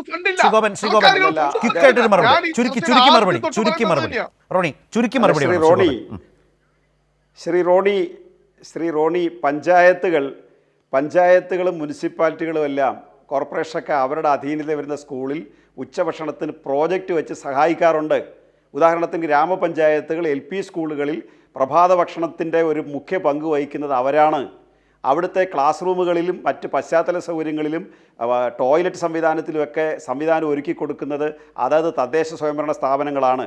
ഗവൺമെൻറ് 10 കോടി രൂപയുടെ ഹൈടെക് ക്ലാസ് റൂമുകൾ, പിന്നെ 5 കോടി, പിന്നെ 3 കോടി, 1 കോടി രൂപ, ഇങ്ങനെ 937 വൻകിട സ്കൂൾ കെട്ടിടങ്ങൾ സംസ്ഥാന ഗവൺമെൻറ് നിർമ്മിച്ചു കൊടുത്തിട്ടുണ്ട്. ഒട്ടും അതിശയോക്തിയില്ലാതെ ഞാൻ ഒരു കാര്യം ശ്രീ റോണിക്കും സുമിത്തിനും വേണ്ടി പറയാം. 937 സ്കൂൾ കെട്ടിടങ്ങൾ 8 വർഷം കൊണ്ട് ഉദ്ഘാടനം ചെയ്യാൻ കഴിഞ്ഞ ലോകത്തിൽ 2 വിദ്യാഭ്യാസ മന്ത്രിമാരേ ഉള്ളൂ. ഒന്ന് C രവീന്ദ്രനാഥും ഒന്ന് ശിവൻകുട്ടിയും. നിങ്ങൾ പ്രാദേശികമായിട്ട് പരിശോധിച്ച് നോക്കിയാൽ മതി. അപ്പോൾ സ്കൂളിൽ ഈ കാര്യങ്ങൾ നടക്കുന്നതിന് തദ്ദേശ സ്വയംഭരണ സ്ഥാപനങ്ങൾക്ക് വലിയ പങ്കുണ്ട്. പിന്നെ ഫീസ് വർധനവിൻ്റെ കാര്യം, ഫീസ് വർധനവ് 25 ലക്ഷം രൂപ മുതൽ 1 കോടി, 2 കോടി, 5 കോടി രൂപയ്ക്ക് വീടുകൾ വെക്കുന്നുണ്ട് ആളുകൾ. അതിന് ആനുപാതികമായിട്ട് വീട്ടുകാരൻ കൊടുക്കണം. അത് എല്ലാ രാഷ്ട്രങ്ങളും സ്വീകരിക്കുന്ന സാമ്പത്തിക ശാസ്ത്രത്തെക്കുറിച്ച് ലളിതമായ സൂത്രവാക്യങ്ങൾ അറിയാവുന്ന എല്ലാവരും ചെയ്യുന്നൊരു കാര്യമാണ്. അത് ജനങ്ങൾക്ക് പ്രതിഷേധമുള്ള കാര്യമല്ല. ഓക്കെ, എനിക്കൊരു സംശയം ചർച്ച കേട്ടപ്പോൾ തദ്ദേശഭരണ സ്ഥാപനങ്ങളുമായി ബന്ധപ്പെട്ട് റോണിക്കുണ്ടായിരുന്ന കുറേ അധികം സംശയങ്ങൾ ഈ ചർച്ചയിലേക്ക് കൊണ്ടുവരിക, ഗോപന് മുമ്പാകെ അതൊരു ചോദ്യമായിട്ടിടുക, ഗോപന്റെ മറുപടി കേൾക്കുക എന്നുള്ള ഒരു ശൈലി റോണി അങ്ങനെയാണ് സ്വീകരിച്ചത്. പല സ്കൂളുകളിലും അധ്യാപകർ ഹെഡ് മാസ്റ്റർ പോസ്റ്റ് എടുക്കുന്നില്ല. കാരണം അധ്യാപകരെല്ലാം വലിയ ഭാരിച്ച കടക്കണിലാണ്. പഴയ കുറെ പ്രശ്നങ്ങളാണ്. ഈ നിലയിലല്ല ഇന്നിപ്പോ കാര്യങ്ങൾ. ഇടസമയത്ത് അങ്ങനെ ഒരു സാഹചര്യം ഉണ്ടായിരുന്നു. അതാണ് പറയുന്നത്, കേരളം വലിയ സാമ്പത്തിക പ്രതിസന്ധിയെ നേരിട്ടു. എങ്ങനെ അത് കേന്ദ്ര സർക്കാർ എടുത്ത് ശ്രീഗോപൻ എന്തോ കൈ ഉയർത്തിക്കൊണ്ടാണ് എനിക്ക് ഇടവേളയിലേക്ക് കേരളത്തിൽ 1000-ൽ പരം സ്കൂളുകൾക്ക് ഫിറ്റ്നസ് ഇല്ല. 900 സ്കൂൾ ഉൾപ്പെടുന്ന ചെയ്ത കാര്യം പറഞ്ഞു. ഫിറ്റ്നസ് ഇല്ല. ഇത് പലപ്പോഴും വന്ന് പറയുന്ന കേൾക്കാം ശ്രീ ഗോപൻ, ഫിറ്റ്നസ് ഇല്ലാത്ത കാര്യങ്ങളെല്ലാം പറയാൻ പറ്റുള്ളൂ. തെറ്റാണ്. ഫിറ്റ്നസ് ഇല്ലാത്ത കെട്ടിടത്തിൽ സ്കൂൾ പ്രവർത്തിക്കാൻ അനുവദിക്കില്ല. ഈ പുതിയ കെട്ടിടം നിർമ്മിച്ചതിന് ശേഷം ഫിറ്റ്നസ് ഇല്ലാത്ത കെട്ടിടങ്ങൾ പൊളിക്കണമെന്നുള്ള ആവശ്യം അതിൻ്റെ ഭാഗമായിട്ട് അത് അൺഫിറ്റ് ആക്കിയിട്ടുണ്ടാവും. അത് പൊളിക്കുന്നതിൻ്റെ നടപടിക്രമം അനുസരിച്ച് ലേലം ചെയ്യുകയൊക്കെ വേണം. ഇവിടെ പുതിയ സ്കൂൾ കെട്ടിടങ്ങൾ ഉണ്ടാക്കി കൊടുത്തത് കൊണ്ടാണ് ശ്രീ റോണി 11 ലക്ഷം കുട്ടികൾ തിരിച്ച് സർക്കാർ സ്കൂളിലേക്ക് വന്നത്. നിങ്ങളുടെ ഭരണസമയത്ത് സ്കൂൾ അൺഎക്കോണമിക്കാണെന്നും പറഞ്ഞ് പൂട്ടാൻ പോയി. സർക്കാർ സ്കൂളുകൾ അൺഎക്കോണമിക്കാണ്, ഇത് പൂട്ടണം എന്ന് പറഞ്ഞിട്ട് പിണറായി സർക്കാർ വന്നപ്പോൾ ആ സ്കൂൾ സർക്കാർ ഏറ്റെടുത്തു. ഏറ്റെടുത്തിട്ട് അതിന് അവിടം തുടങ്ങിയ മുതലാണ് വികസനം തുടങ്ങിയത്. അങ്ങനെയാണ് കേരളത്തിൽ പശ്ചാത്തല സൗകര്യം സ്കൂളുകൾക്ക് മികച്ചതാക്കി കൊടുത്തത്. എനിക്ക് ഓർമ്മയുണ്ട്, പോയി പരിശോധിച്ചാൽ അത് മനസ്സിലാവും. അങ്ങേക്കും തോന്നും ഒരു വട്ടം കൂടി എൻ ഓർമ്മകൾ മേയുന്ന ഓർമ്മകൾ മേയുന്ന തിരുമുറ്റത്ത് എന്ന് പറയുന്ന പോലെ ആ സ്കൂളിൽ ഒരു കൂട്ടം കൂടി എനിക്കൊന്ന് പഠിച്ചാൽ എന്താന്ന് അങ്ങയുടെ തൊട്ടടുത്ത സ്കൂളിൽ പോയി നോക്കിയാൽ തന്റെ ഇന്നത്തെ മക്കളോ കൊച്ചുമക്കളോ പഠിക്കുന്നിടത്ത് എനിക്കൊന്ന് പോയിരുന്നാൽ എന്താ ഒരു തോന്നലുണ്ടാവും. അവസ്ഥയുണ്ടായി. റോണി, ആ ക്യാമ്പസ് അല്ല സ്കൂളുകളിലേക്ക് മടങ്ങിപ്പോകാൻ തോന്നിപ്പിക്കും എന്നാണ് അദ്ദേഹം പറഞ്ഞു വെച്ചത്. ശ്രീ ഉമ്മൻചാണ്ടി പഠിച്ച സ്കൂൾ പോലും നവീകരിച്ചത് ആ നിലയിലേക്ക് ഹൈടെക് ആക്കി മാറ്റിയത് പിന്നീട് ഈ വന്ന ഇടതുപക്ഷ സർക്കാരാണെന്ന് വാർത്തകളും ദൃശ്യങ്ങളും പിന്നീട് പല ചർച്ചകളും നമ്മളൊക്കെ കേട്ടതാണ്. ഏതായാലും പൊതുവിദ്യാലയങ്ങളെ സംരക്ഷിക്കുന്ന പൊതുവിദ്യാഭ്യാസ സംരക്ഷണ യജ്ഞം എന്നുള്ളത് 2016 കേരളത്തിൻ്റെ ഒരു വളരെ സുപ്രധാനമായിട്ടുള്ളൊരു ചുവടുവെപ്പായിരുന്നു എന്ന് നമ്മുടെയൊക്കെ അനുഭവങ്ങളിൽ നിന്ന് പിന്നീട് കണ്ടതാണ്. തുടക്കത്തിൽ സൂചിപ്പിച്ചൊരു കാര്യത്തിലേക്ക് കൂടി അവസാനമായി, അതായത് കേന്ദ്ര സർക്കാരിൻ്റെ ഈസ് ഓഫ് ഡൂയിങ് ബിസിനസ്സിൽ ടോപ്പ് അച്ചീവറായി കേന്ദ്രമന്ത്രി പീയൂഷ് ഗോയലാണ് കേരളത്തിന് ആ പുരസ്കാരം സമ്മാനിച്ചത് കേട്ടോ. അങ്ങനെയും ഒരു വലിയ അഭിമാന നിമിഷത്തിലാണ് നമ്മുടെ ഈ സംസാരം അവസാനിക്കാൻ പോകുന്നത്. സുമിത്ത്, അതും കേരളത്തിൻ്റെ വലിയ നേട്ടമാണ്.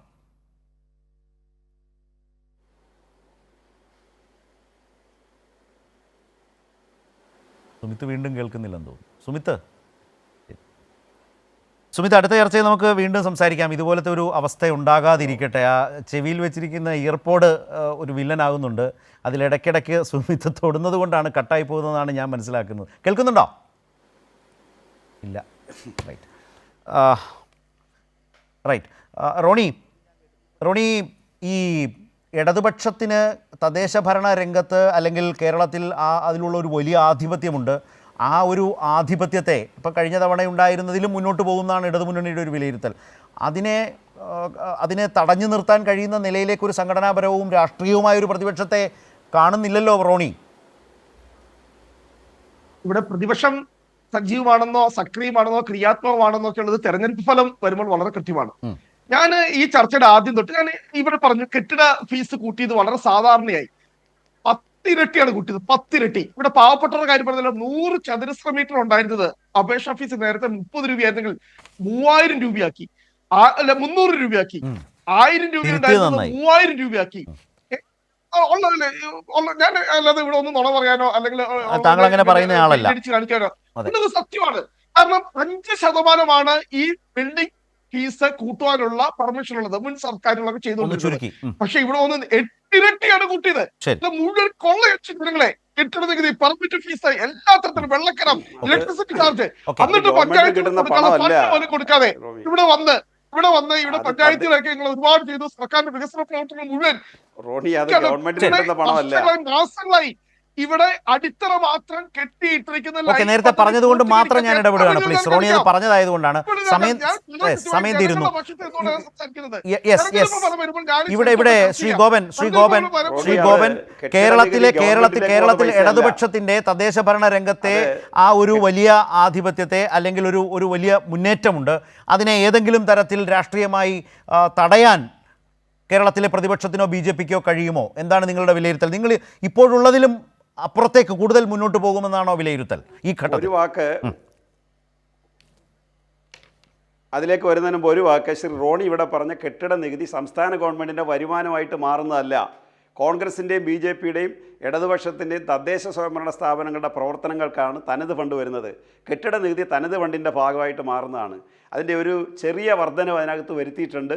ആ വരുത്തിയ വർധന ആ തദ്ദേശ സ്വയംഭരണ സ്ഥാപനത്തിന് തന്നെ ലഭിക്കുന്നതാണ്. രണ്ടാമത്, കോൺഗ്രസ് തിരുവനന്തപുരം കോർപ്പറേഷൻ സ്ഥാനാർത്ഥികളെ പ്രഖ്യാപിച്ചുകൊണ്ട് ഞങ്ങൾ അല്പം മുമ്പിലാണ് എന്ന് വരുത്താൻ പരിശ്രമിച്ചു. പക്ഷേ അത് അവരുടെ തമ്മിലടിയെ കൂടുതൽ വെളിച്ചത്ത് കൊണ്ടുവരുന്ന സാഹചര്യം ഉണ്ടാക്കിയ. ഞാൻ പറയട്ടെ റോണി, കേരളത്തിലെ ഇടതുപക്ഷ ജനാധിപത്യ പ്രസ്ഥാനം പാരമ്പര്യമായിട്ട് തന്നെ തദ്ദേശ സ്വയംഭരണ സ്ഥാപനങ്ങളിൽ മുന്നിൽ വരുന്നത് പോലെ ഇപ്പോൾ ഏറ്റവും അടിത്തട്ടിലുള്ള ജനവിഭാഗങ്ങൾക്ക് ആനുകൂല്യങ്ങൾ കൂടി പ്രഖ്യാപിച്ചുകൊണ്ട് തദ്ദേശ സ്വയംഭരണ സ്ഥാപനത്തെ ഇന്ത്യയിലെ ഏറ്റവും മാതൃകാപരമായ സംവിധാനമാക്കി രൂപപ്പെടുത്തിയതിൻ്റെ അടിസ്ഥാനത്തിൽ നിലവിൽ കോൺഗ്രസിൻ്റെയും BJPയുടെയും കയ്യിലിരിക്കുന്ന സ്ഥാപനങ്ങൾ കൂടി കേരളത്തിലെ ഇടതുപക്ഷത്തിന് നൽകാൻ കേരളത്തിലെ ജനങ്ങൾ സന്നദ്ധമായിരിക്കുന്നതിൻ്റെ കേളികൊട്ടാണ് കേരളത്തിൽ ഇപ്പോൾ നടക്കാൻ പോകുന്നത്. ഏതായാലും ഈ തെരഞ്ഞെടുപ്പിലേക്ക് 3 മുന്നണികളും ശക്തമായി നീങ്ങിക്കൊണ്ടിരിക്കുന്നു. സ്ഥാനാർത്ഥി നിർണയം, മുന്നണിക്കുള്ളിലെ സീറ്റ് വിഭജനം, ഇതെല്ലാം വളരെ ശക്തമായി വേഗത്തിൽ നടന്നുകൊണ്ടിരിക്കുകയാണ്. വരും ദിവസങ്ങളിൽ അതിൻ്റെ ഒരു പൂർണ്ണ ചിത്രം, വ്യക്തമായ ചിത്രം, തെരഞ്ഞെടുപ്പ് ചിത്രം വ്യക്തമാകും. അത് കഴിഞ്ഞ് നാമനിർദ്ദേശ പത്രികയിലേക്കും ഒക്കെ പോകുന്നു.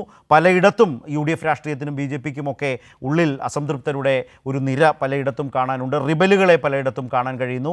LDF ആകട്ടെ മുന്നണിക്കകത്ത് സീറ്റ് ധാരണ പൂർത്തീകരിച്ച് മിക്കവാറും എല്ലാ കാലത്തെയും എന്ന പോലെ തന്നെ മുൻപിൽ ആ ധാരണയോടെ പോകുന്ന ഇടതുപക്ഷത്തെയും നമ്മൾ കണ്ടുവരുന്നു. ഏതായാലും തെരഞ്ഞെടുപ്പ് രംഗം കൂടുതൽ ആവേശകരമാകാൻ പോകുന്നു എന്നുള്ളതാണ്. ജനജീവിതവുമായി ബന്ധപ്പെടുത്തി തന്നെയാകും തദ്ദേശഭരണ തെരഞ്ഞെടുപ്പിൻ്റെ ഓരോ ഘട്ടവും വിലയിരുത്തപ്പെട്ടു പോവുക എന്ന് തന്നെയാണ് കരുതേണ്ടത്. ഒപ്പം രാഷ്ട്രീയവും വളരെ സജീവമായി ചർച്ച ചെയ്യുന്ന ദിനങ്ങളാണ് നമ്മുടെ മുമ്പിലേക്ക് ഈ പ്രചാരണ കാലത്ത് ഇനി വരാൻ പോകുന്നത്. ന്യൂസ് ആൻഡ് വ്യൂസ് അവസാനിക്കുന്നു.